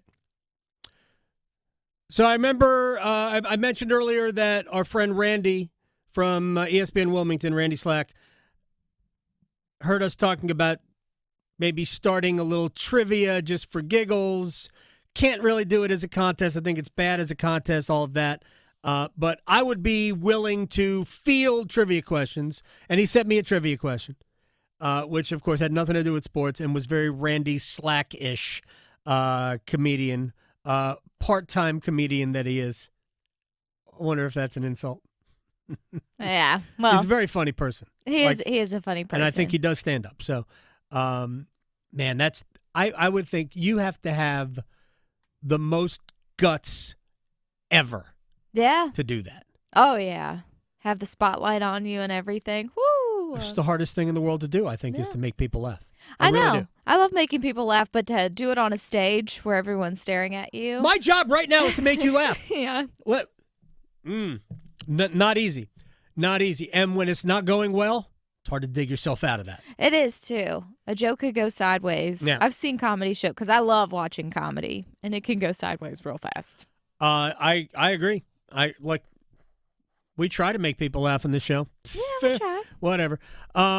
Anyway, so he texted me a question, which I got right because it was largest freshwater lake in South America. I only know one lake. It just so happened that was the right lake. Right. Lake Titicaca. Maybe that's the only one he knows, too. It's very possible. He did admit that he heard it on it was another game show that he heard it on. It was just using it.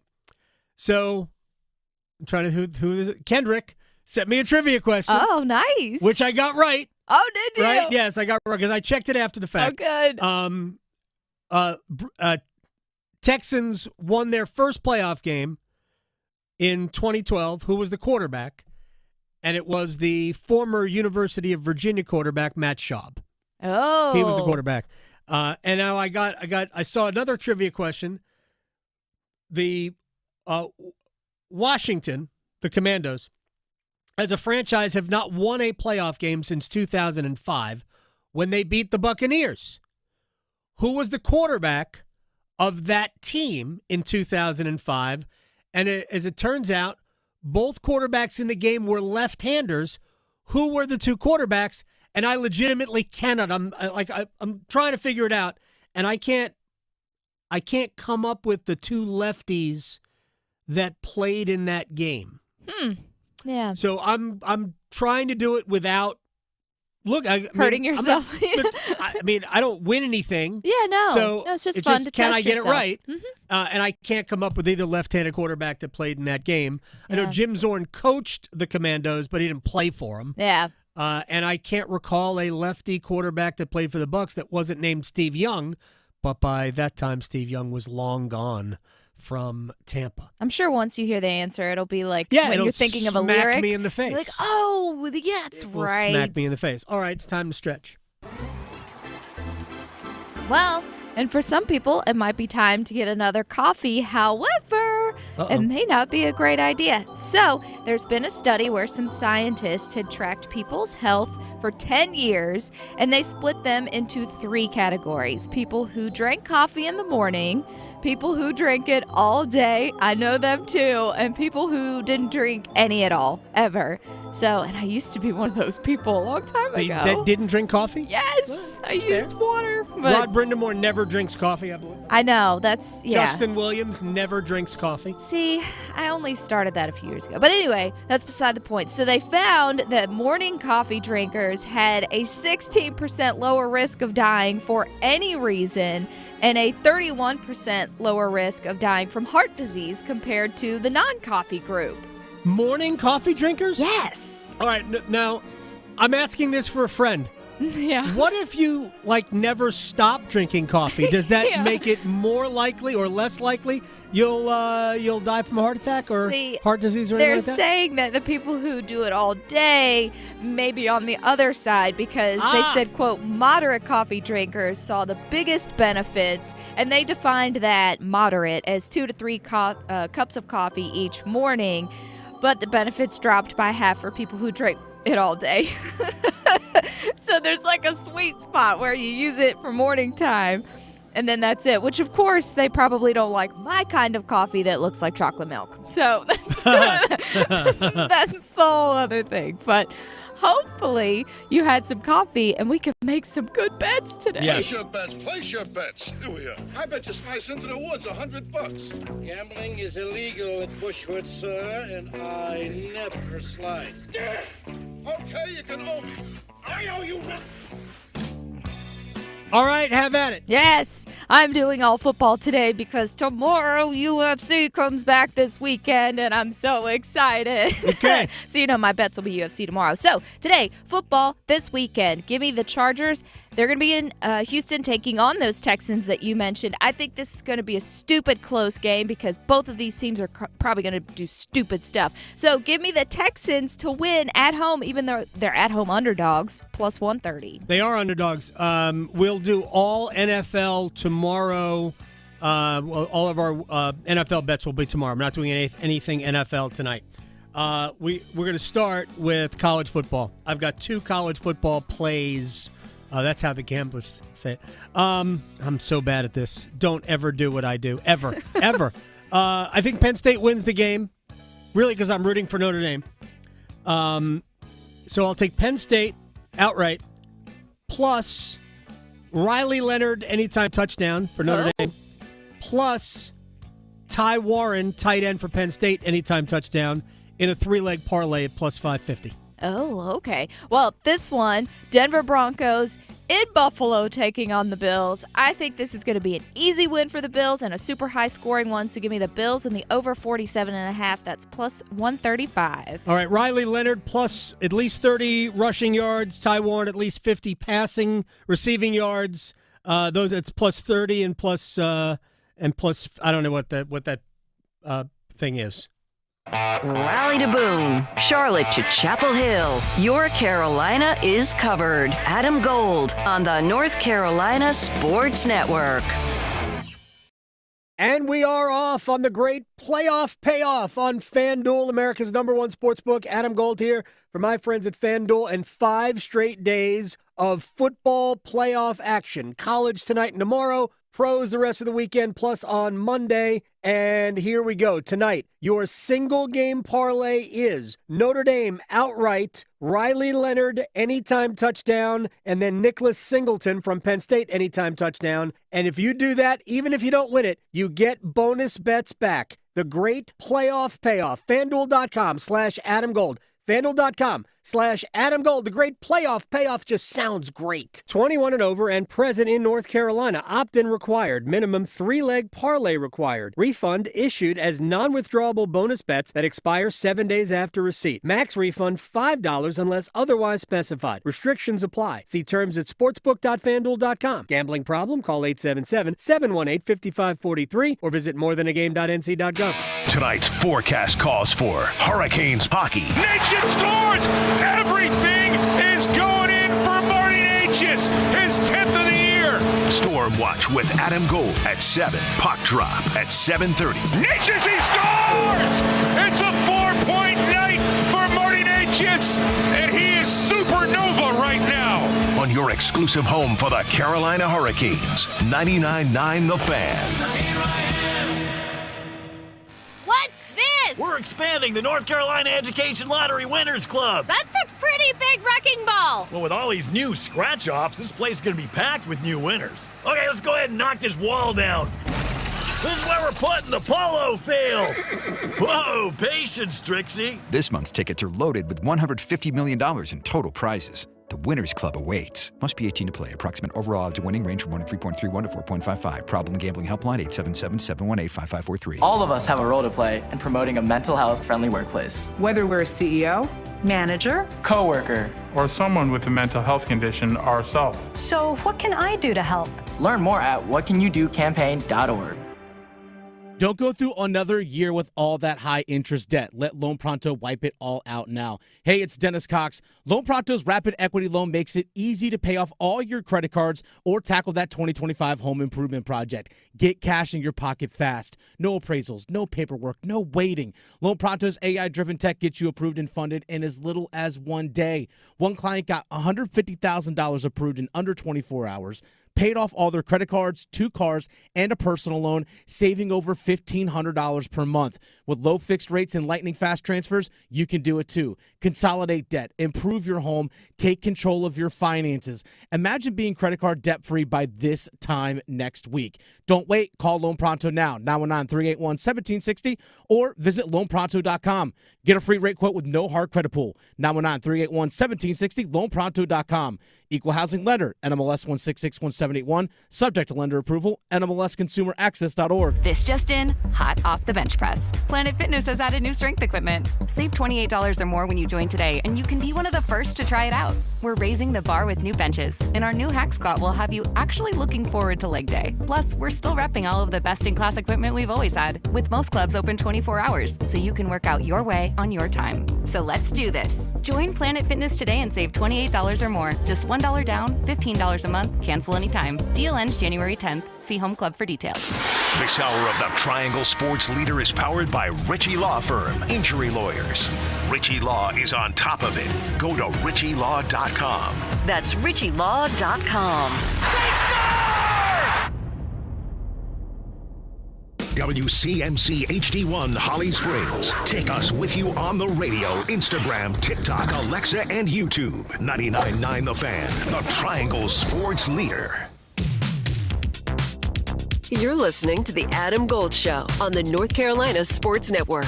Even the people that didn't want him to become a coach for their team were saying, this is wild that he can't get an NFL job. Turns out, the arrow's telling us, a lot of people are like, hey, last year, that coaching cycle, those people messed it up. That's not on us. We are now in the market. Would you want to come? And I think it's a $1 million buyout, something like that after June. I think he negotiated that way because this could potentially be an opportunity if the dream job opens up. Now, Mark Davis, Tom Telesco, would they allow Bill Belichick to come in and do his thing out there? If Tom Brady's saying, hey, this is what we're doing, I think they certainly would. How does Bill feel about it? We'll ask him next Monday. Will he give us an answer? Absolutely not. That was Pat McAfee speculating on whether Bill Belichick would go back to the NFL. I mean, I wouldn't be shocked if he was back in the NFL at some point. I would be surprised if that happened this year. I know people are, the buyout after June 1 becomes just $1 million. Honestly, if an NFL team really wanted Bill Belichick to be the head coach, $1 million, $10 million, same. The same. And also, why didn't they? I don't know. Those teams could have easily picked him up last year. Right? Nobody wanted to. Yeah. Look, I understand the confusion as to why the greatest NFL head coach of all time, unless that, happens to be Bill Walsh instead, would not get a job the year he was fired, essentially, by the New England Patriots. I understand why people would be surprised by that. But I also think that I thought the biggest problem with the Patriots wasn't that he didn't have Tom Brady. That's a problem, but I don't think it was the biggest problem, because I know people don't want to remember this, but if you go back and you watch the last year of Tom Brady with the Patriots, there's a lot of teams that wouldn't want that Tom Brady. He wasn't any good. I wonder why. Because the team wasn't any good. So the problem with Bill, I thought, was that at the end, not that he stopped being able to evaluate talent. I thought they just missed on a lot of players.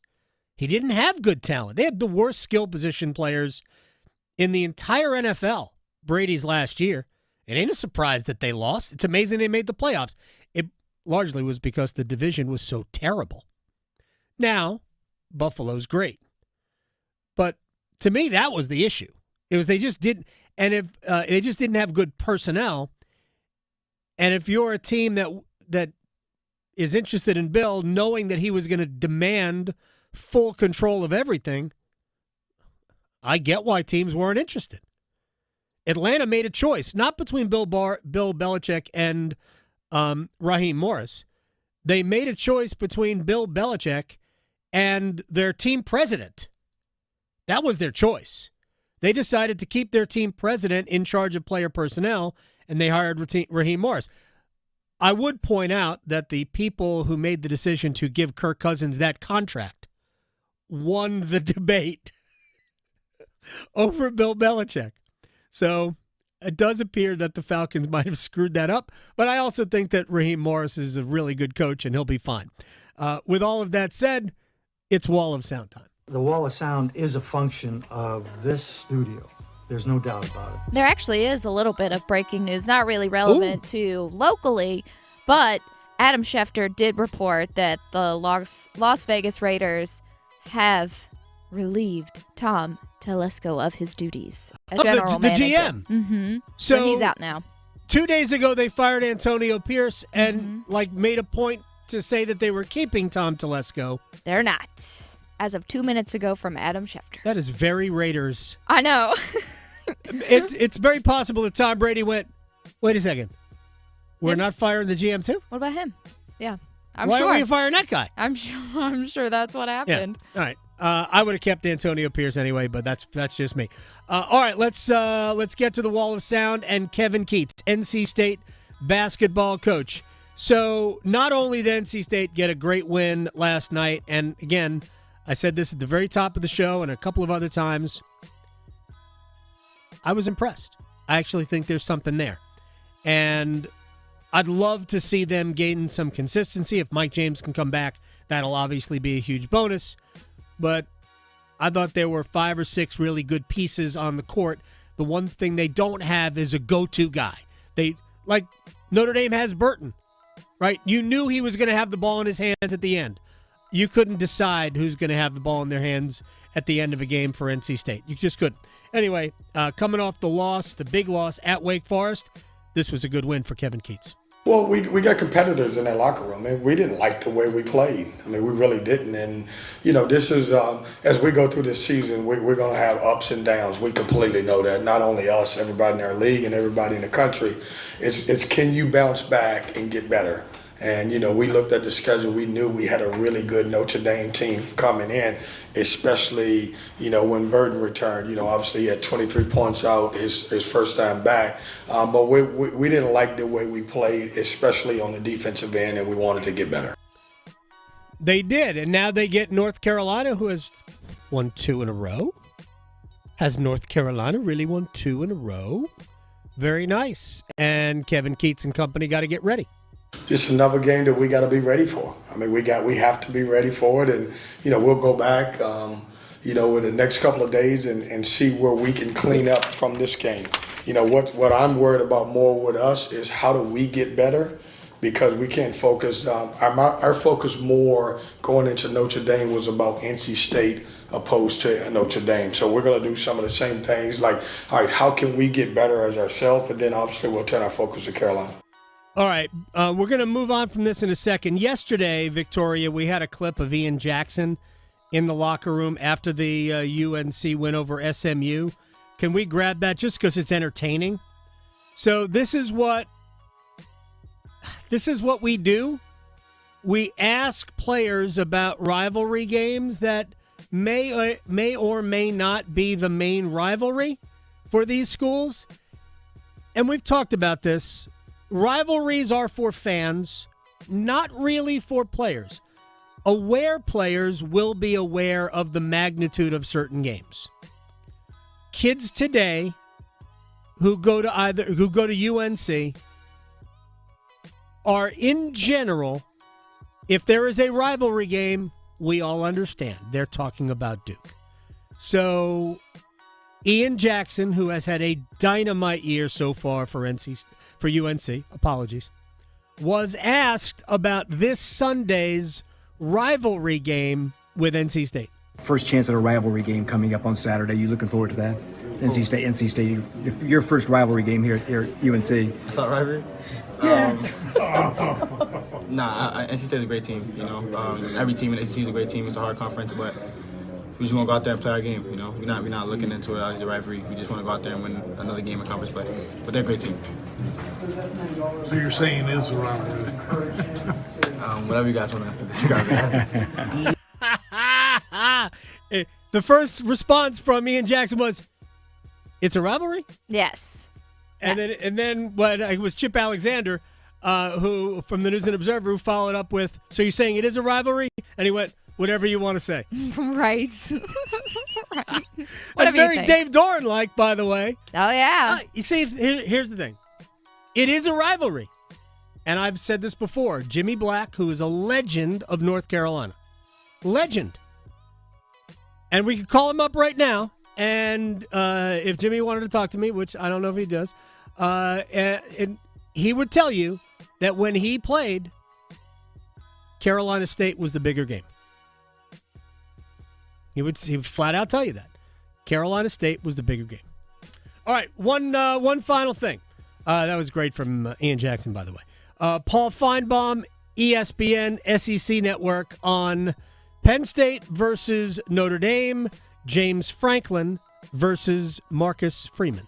That is the biggest story to me, and I'm glad you said that because I've had some Penn State fans push back. Oh, we won 2 games in the playoffs. No, you haven't. No. I mean, you haven't played anyone yet. I mean, imagine getting to the semifinals of the college football playoff by beating a pedestrian SMU team and Boise, who they're a good team, but they were certainly not in the same league as Ohio State and some of these other teams.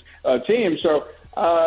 And every time I'm on one of the ESPN shows, Joe, before I even get the answer out of my mouth, the graphic is on the screen.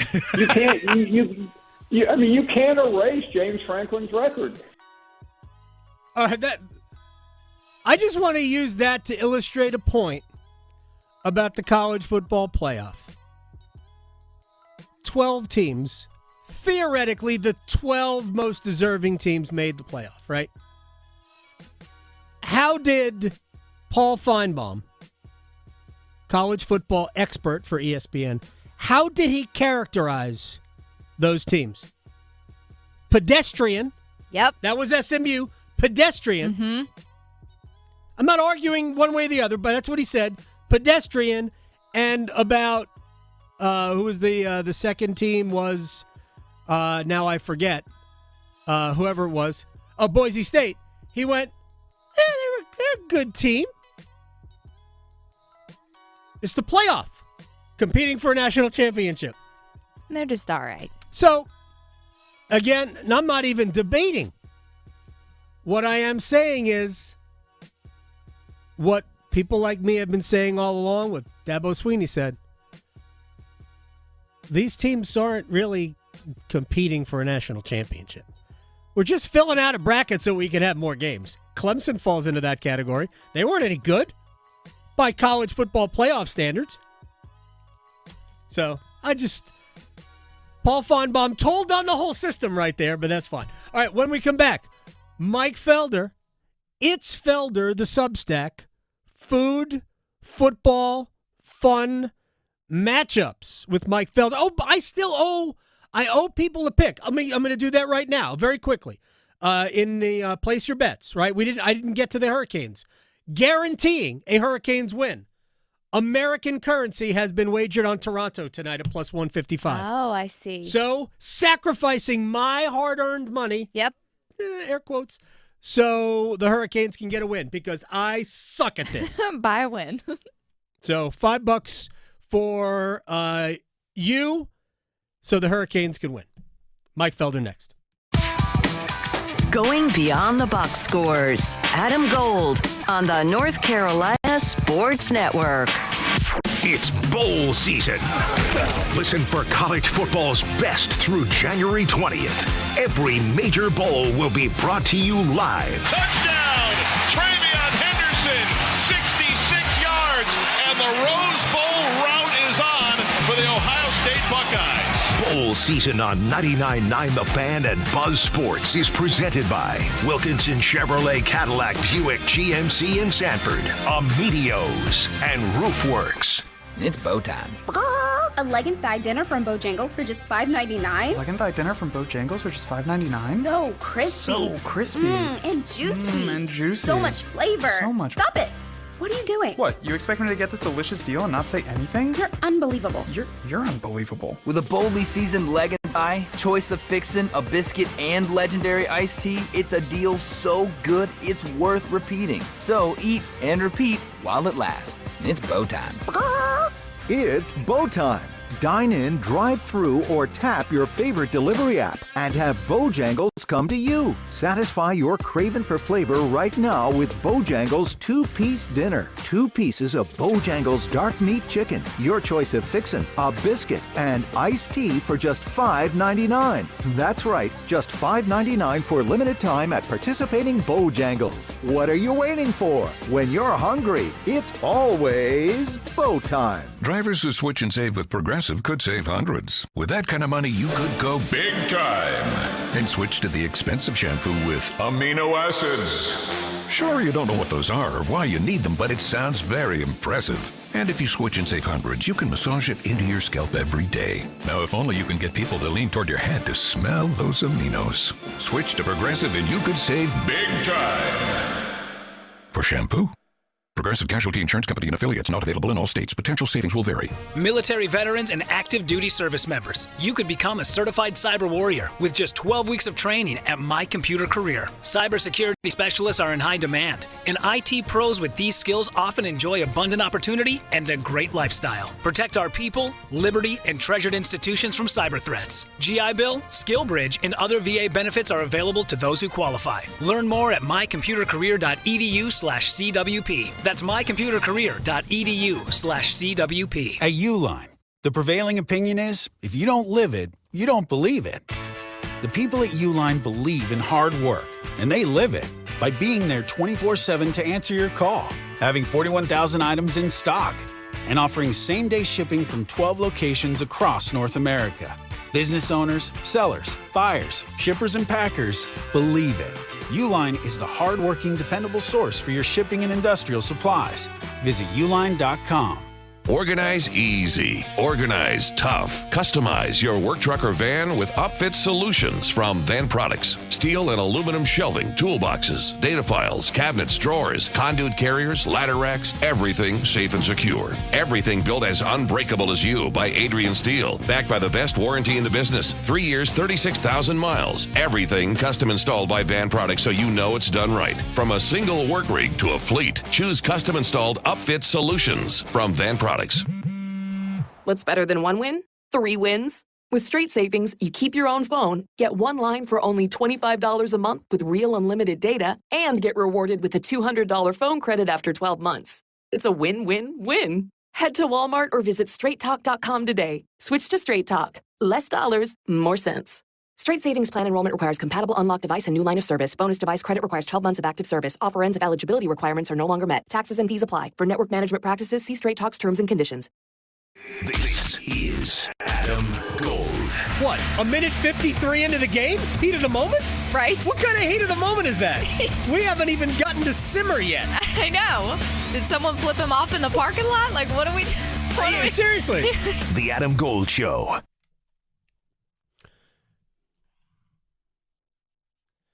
It's the Adam Gold Show. I am Adam Gold. Victoria on the ones and twos. Mike Felder.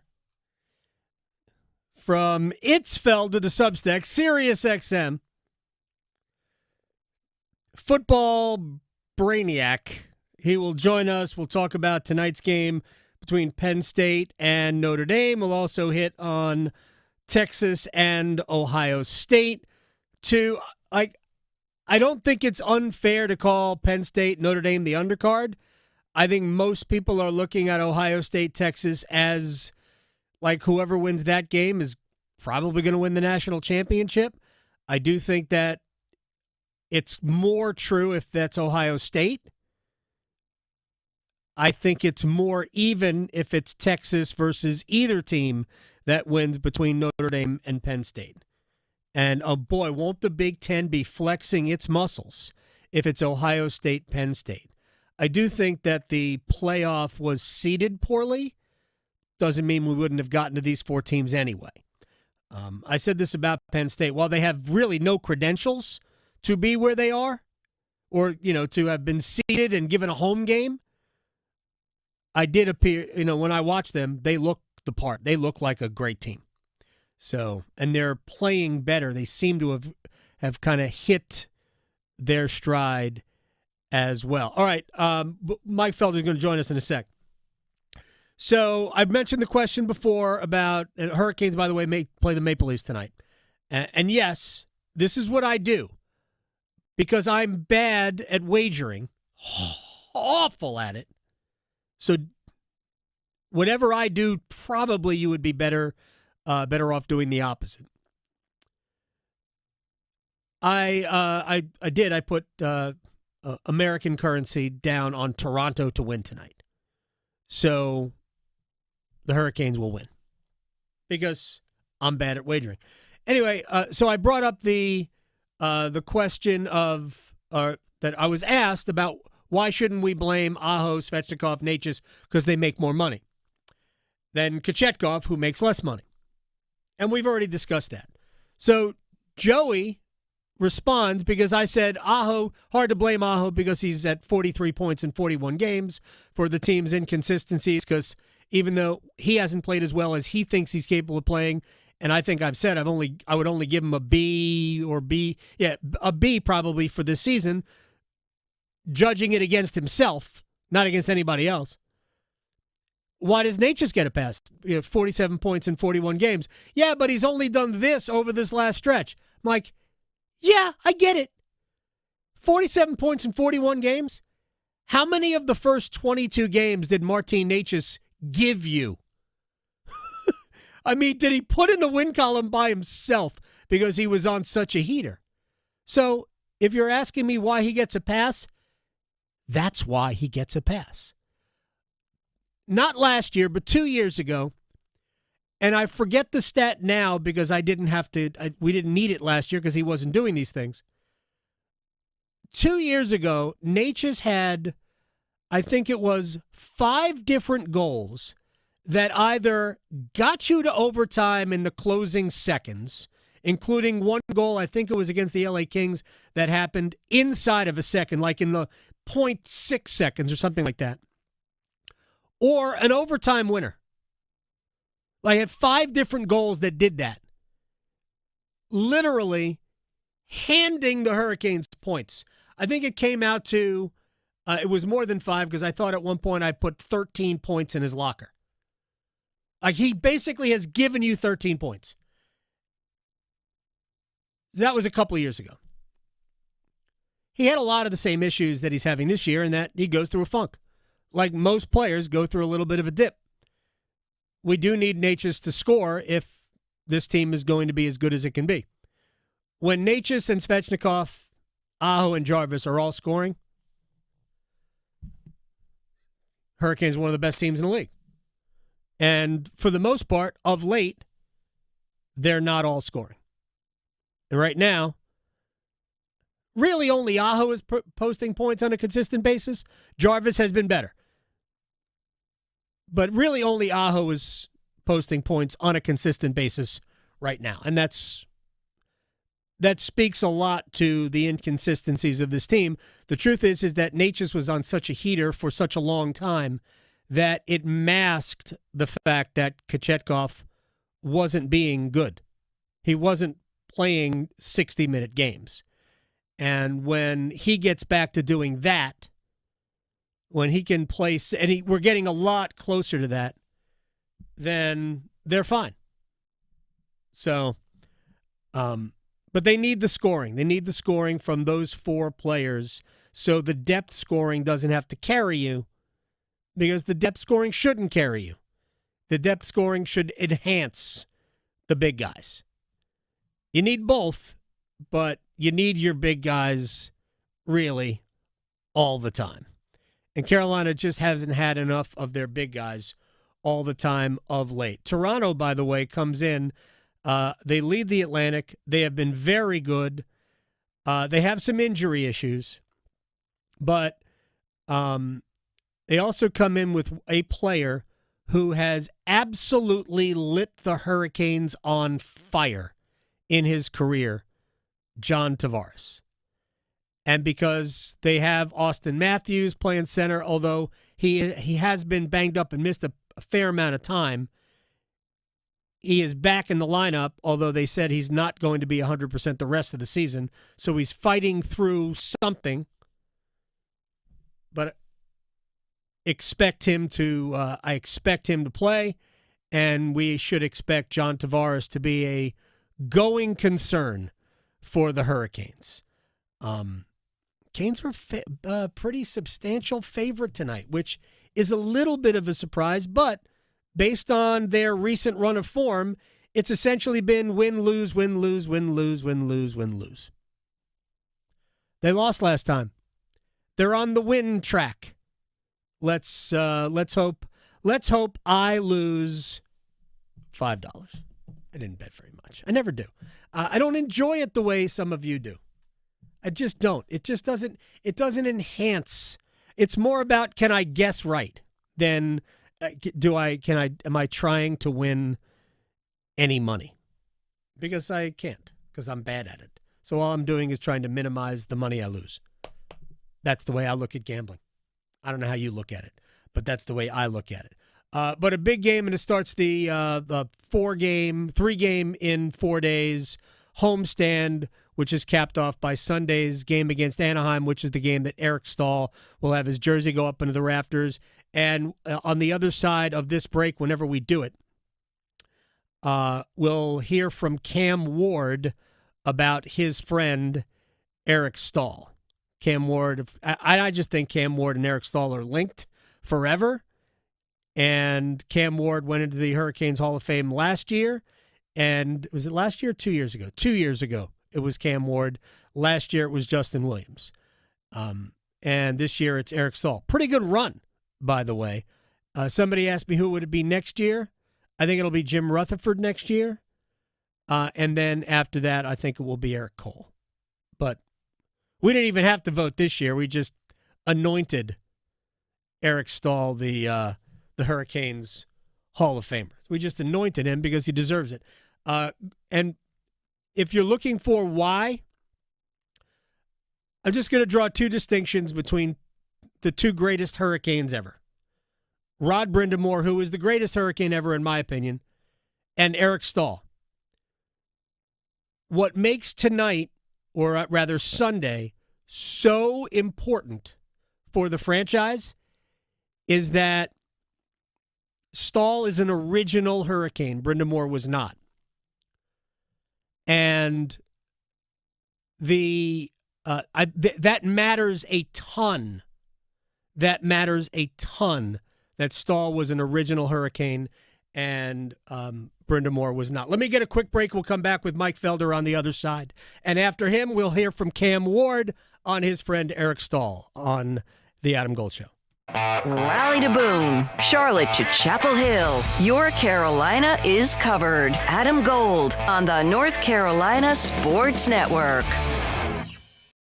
A crisis moment is any moment where you feel overwhelmed and as if you aren't able alone to handle what's happening. You don't have to be alone with that feeling. And when that feeling comes is exactly when you should reach out, you should get connected, and you should be in community. We care, we listen, we help. Call, text, or chat 988 anytime. Call, text, or chat 988 24/7. Did you know that since you have public power, your electricity is operated and controlled by people in your community, not by a for-profit investor-owned company? These local folks are directly accountable to you. They don't answer to shareholders. They make decisions for the good of your community. What's more, your public power provider invests in your community, providing jobs and supporting your local economy. Local people working together to meet local needs. That's public power. Learn more at electricities.com. The North Carolina Department of Health and Human Services is looking for people age 21 or older to volunteer in long-term care facilities. Community Advisory Committee volunteers help residents and their families advocate for the needs of individuals living in long-term care facilities, such as nursing homes, assisted living facilities, and family care homes. Volunteers must complete orientation and training to become designated and certified representatives of the Long-Term Care Ombudsman Program. Visit ncdhhs.gov/aging to find your county's ombudsman. As fall championships begin, the Governor's Highway Safety Program would like to remind you to buckle your seatbelt when traveling home from today's events. Whether you're driving out of town or across town this holiday season, wearing a seatbelt is your best defense against injury or death in a crash. During the busiest time of travel, prioritize your safety and buckle up. Every seat, every time. And remember, click it or ticket. It's the law. This message brought to you by the North Carolina High School Athletic Association and the Governor's Highway Safety Program. Healthcare.gov has plans for health because you have plans for life. All plans cover doctor visits and emergency care to keep you and your family running strong. All plans cover hospital stays and prescriptions so you can have peace of mind. Visit healthcare.gov to explore health plans from the brands you know. 4 out of 5 customers can find a health plan for $10 or less per month with financial help. Healthcare.gov is here for you. Final deadline to enroll is January 15th. Paid for by the U.S. Department of Health and Human Services. AARP is working hard to make sure people in North Carolina are getting the most out of life. Whether it's helping you stay healthy, save more money, care for loved ones, or simply have some fun, AARP is making a difference in communities across the state. You have a wise friend and fierce defender with AARP. Learn more about progress being made for older adults in the state by listening to AARP Without Limits. You can find the latest episodes of AARP Without Limits wherever you listen to your podcasts. It's that time of year to come see me. Don't let COVID-19 and the flu stop you. So make sure you don't have to cancel on those you love the most. By getting your flu and COVID vaccines. They're safe and effective. Both flu and COVID vaccines have been updated to fight against new virus strains. So make sure you don't miss that family gathering and protect those around you. Ask your healthcare provider about updated flu and COVID-19 shots. Get protected this season with updated COVID-19 and flu shots. Visit myspot.nc.gov and find yours today. Have you ever noticed how little things can make a big difference? When your neighbor is out of town, why not pick up their newspaper and put it on their doorstep? How about asking if you can help when you see a person with a disability trying to get out of their car? Or simply smiling when you meet a stranger? It takes so little time, but it works wonders. In North Carolina, we have always taken pride in being kind. Little things do make a difference. Makes you feel better. Makes everyone around you feel better. This is Adam Gold. When the U.S. Space Force plays Air Force in the Military Bowl, then I will recognize the It'll be out of this world. The anthem. Sorry, I had to. The Adam Gold Show.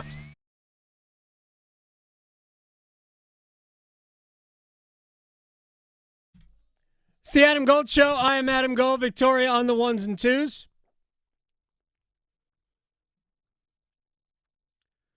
College football playoffs continue tonight with the semifinals.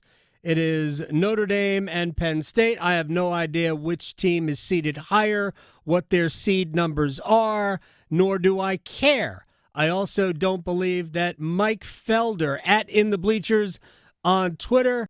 The Substack is It's Felder, Sirius XM College Sports Radio. You don't know what they're seeded, do you? I do. You do? Yeah. All right. Well, I mean, who cares? I mean, we're in the semifinals. They're one of the top 4 teams in the country. Have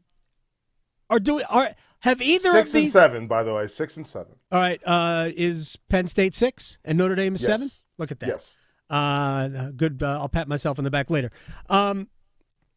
Is either of these teams a surprise to you that they are still playing? I think both of them are for different reasons. I think Penn State's a surprise because they are where they are because of who they've played. Mm-hmm. Obviously, Penn State played SMU, a team that was overmatched, and then they played Boise State, a team that was overmatched. And if you're going through seeding, you're like, well, how come this is how it works? Notre Dame, no one thought they were going to beat Georgia. Right, I didn't. And no, neither did I. And here's the thing. Let me just tell you something. Marcus Freeman brought a little bit of sauce, a little seasoning to the party. Right? Like something Brian Kelly didn't bring when they played Alabama in 2012. Something they didn't bring when they played Clemson in the college football playoff. Right. They got a little season. They got a little juice. They got a little sauce on them. So I dig this. Like these aren't just regular wings. These are lemon pepper wings, right? Like these guys are cooking. So, that's the reality. When your coach look like that, you better bring some sauce. Lou Williams would appreciate Notre Dame football. Mike Felder is joining us here on the Adam Gold Show. So I want to get into matchups here.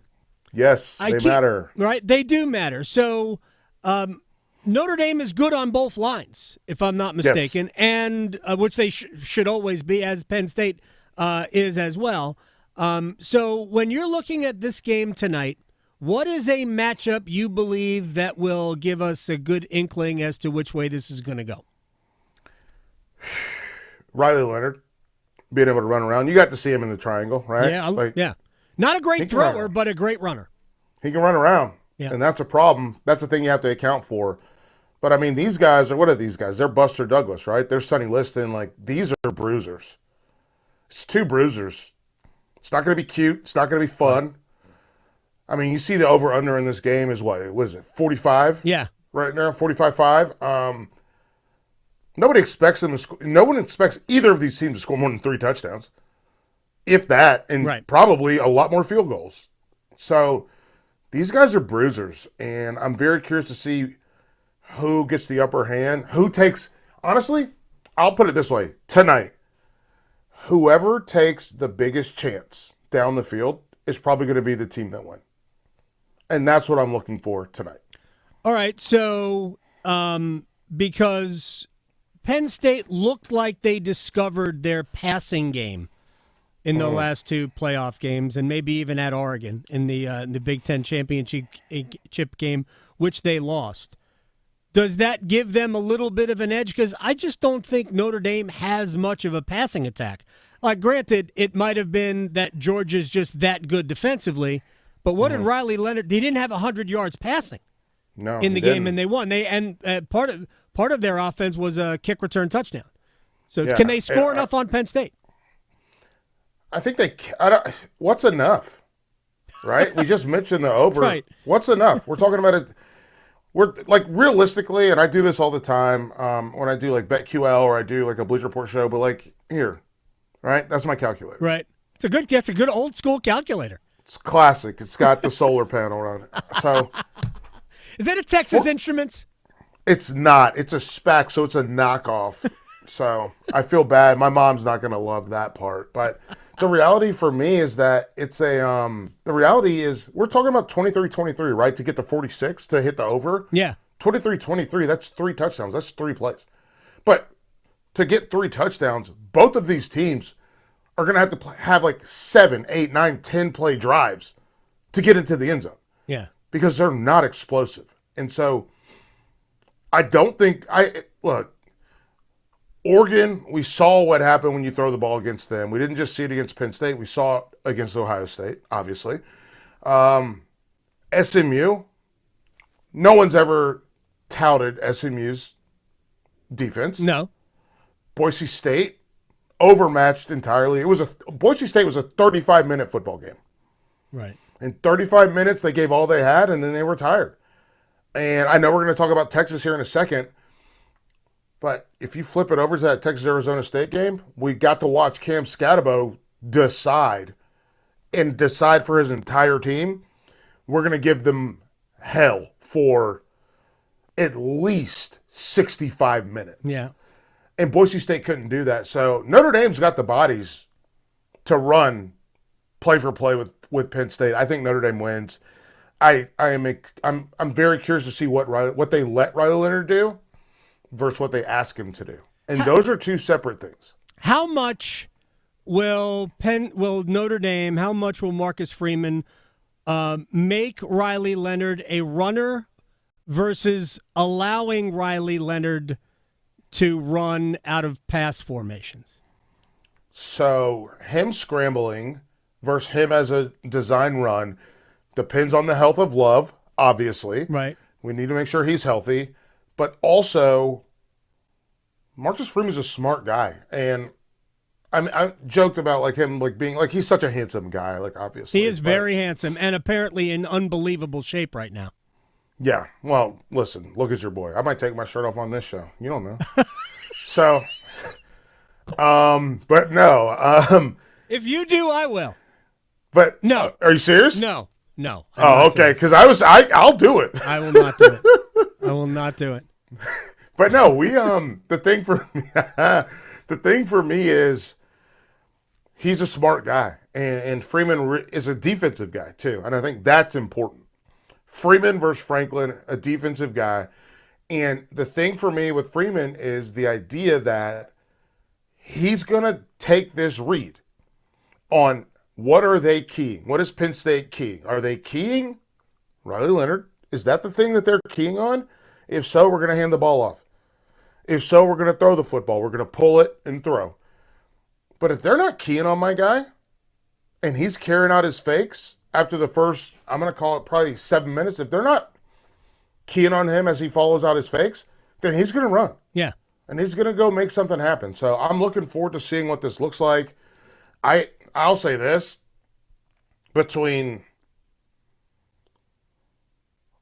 And this is an ACC thing specifically, but like between Riley Skinner, Sam Hartman, and then Riley Leonard, I'm like, Duke, Wake, Notre Dame now. And it's like, I feel crazy. I think Riley Skinner was probably the best thrower out of all of those guys. Yes. Leonard wasn't much of a thrower, but man, he's a heck of a football player. He can scoot. Yeah, and he is like it's the old joke. He's got deceptively good speed, but he's very fast. He's a super athlete. I know he was a heck of a basketball player. Yep. Back in high school in Alabama. Mike Felder is joining us here on the Adam Gold Show. How good is Ty Warren, Penn State's tight end? Super good. I did a show, I guess, last week. He's the number one tight end in the country. Yeah. And I kept trying to figure out who to compare him to, and I don't know who, because he's so versatile.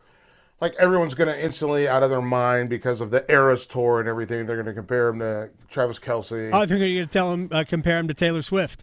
No. I mean, that might be a better comparison because of her versatility. In terms of country and pop and some dance and all this stuff. And she cannot dance, and don't get on me, Swifties. I'm with you. Beyonce can't dance either. Between the two of them, they can't dance.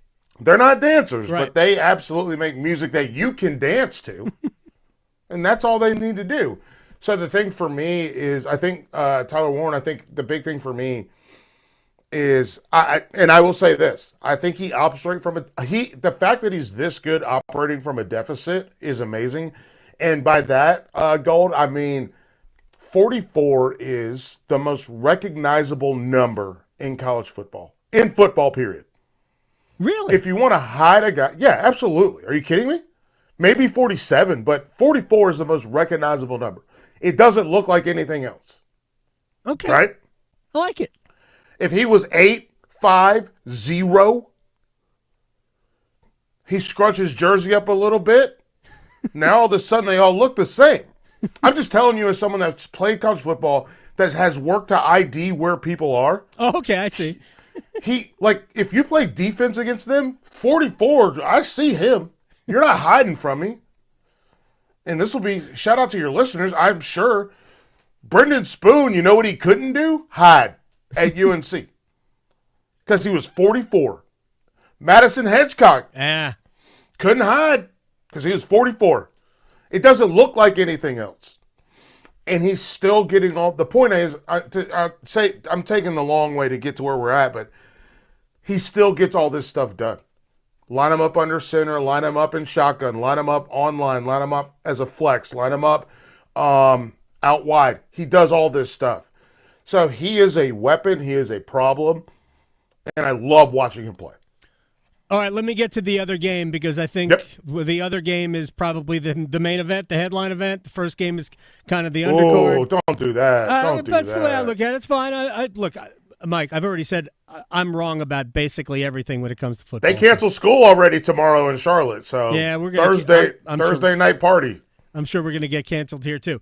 Because it's threatening, and that's enough for Wake County. Ohio State is now looking like the team we thought we were going to see at the beginning of the season. Texas doesn't look like the same offense we thought we were going to see, but they certainly have shown it in spurts. Quinn Ewers was really great when he needed to be. I still contend that Arizona State blew it at the end. I would have dropped all 11 into coverage on 4th and 13 and dared Quinn Ewers to find somebody 13 yards across the line of scrimmage. But I'm glad we have this matchup. Is Ohio State right now just operating at a level that nobody else can get to? One, I would have brought 6 if I was Arizona State. I would have brought 6. 2, I think that Ohio State is. I feel like, do you play spades ever? Yes, I love spades. So you know about sandbagging? Oh, absolutely. That's what it feels like they've been doing all season long. 12 games of sandbagging. That's what it feels like. Nice. And now they're going null. Yeah. But here's the thing. If you have these players, 3 NFL wide receivers, 2 NFL running backs, let's just throw the ball far. And this is a different college football than when you and I were watching college football, like when we were younger, right? 15, 20 years ago. You don't run to loosen up the pass. You throw to open up the run. Yeah. If you got 3 NFL wide receivers that are bigger, faster, stronger than everybody else, what do? Throw the ball far? Should. And I remember this. This is something that I always heard when I was growing up. When you throw from coaches that never wanted to throw, when you throw the ball, only 3 things can happen. Only one of them is good. The good one is obviously a completion. But then there's also, you can get an interception or defensive or pass breakup, or you can get an incompletion. So 2 bad, 1 good. Now, you throw the ball, 4 things that are good can happen. Pass interference, which they call repeatedly. Right. Your guy can just be wide open. Okay, great. Yeah. With the gloves we have right now, an insane catch. Yep. And then maybe a PBU or an interception. Yep. That's it. And so you're not in trouble because I'm putting the incompletion in the pass interference slot because most of these incompletions are pass interference or called as pass interference. I don't think they are, but they get called as it. Spoken like a true defensive back. Yeah. A defensive back to his core. Like literally Ohio State to me, I look at the field. They're sitting in the catbird seat because they have the most skilled talent. Texas is still, what are they, on their 3rd running back right now? So it's going to be really hard to see them because they couldn't run against Arizona State. Nope. And so how this shakes itself out. But I will say this. They're playing a home game. They are. They're playing a home game. So we'll see what this looks like. But if I'm Ohio State, throw the ball far, throw the ball fast. Let's go. Texas did show until Cam Scatterbo decided to take the game over. They did show a good defense.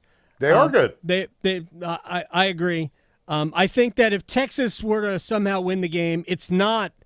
Then that game is not the de facto national championship because I think Texas versus Penn State or Notre Dame would be a very competitive game. Sure. I do think Ohio State is significantly better than the other 2. Styles make fights though, Yep. and realistically, if we flipped either one of these teams, right? If we flipped Ohio State and Penn State, the 2 Big Ten teams.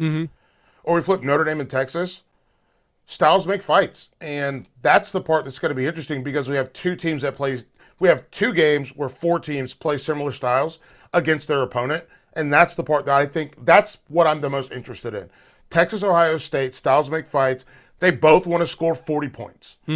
Penn State, Notre Dame, they both are like, hey man, 24 hopefully should be enough for us to win.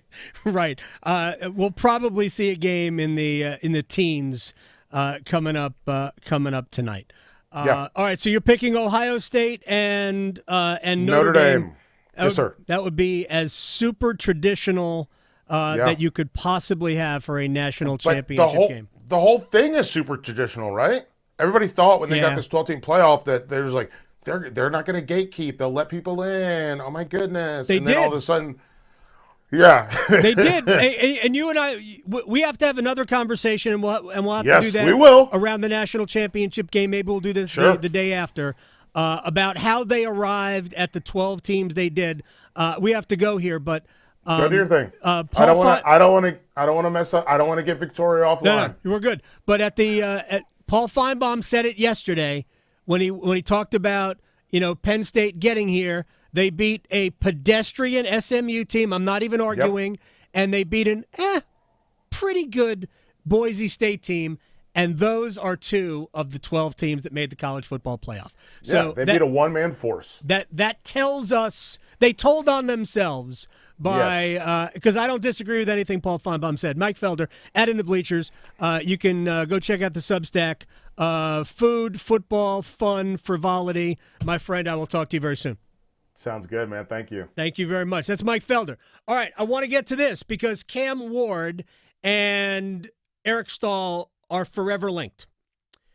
Now, Stahl played with a lot of players. Played with Eric Cole, played with Chad LaRose, both men who you will hear from on tomorrow's program. You've already heard a little bit from Chad. But Cam and Eric are, to me, linked. They were teammates all the way back when they played together in Lowell in the minor leagues. Cam was drafted the year ahead of Eric.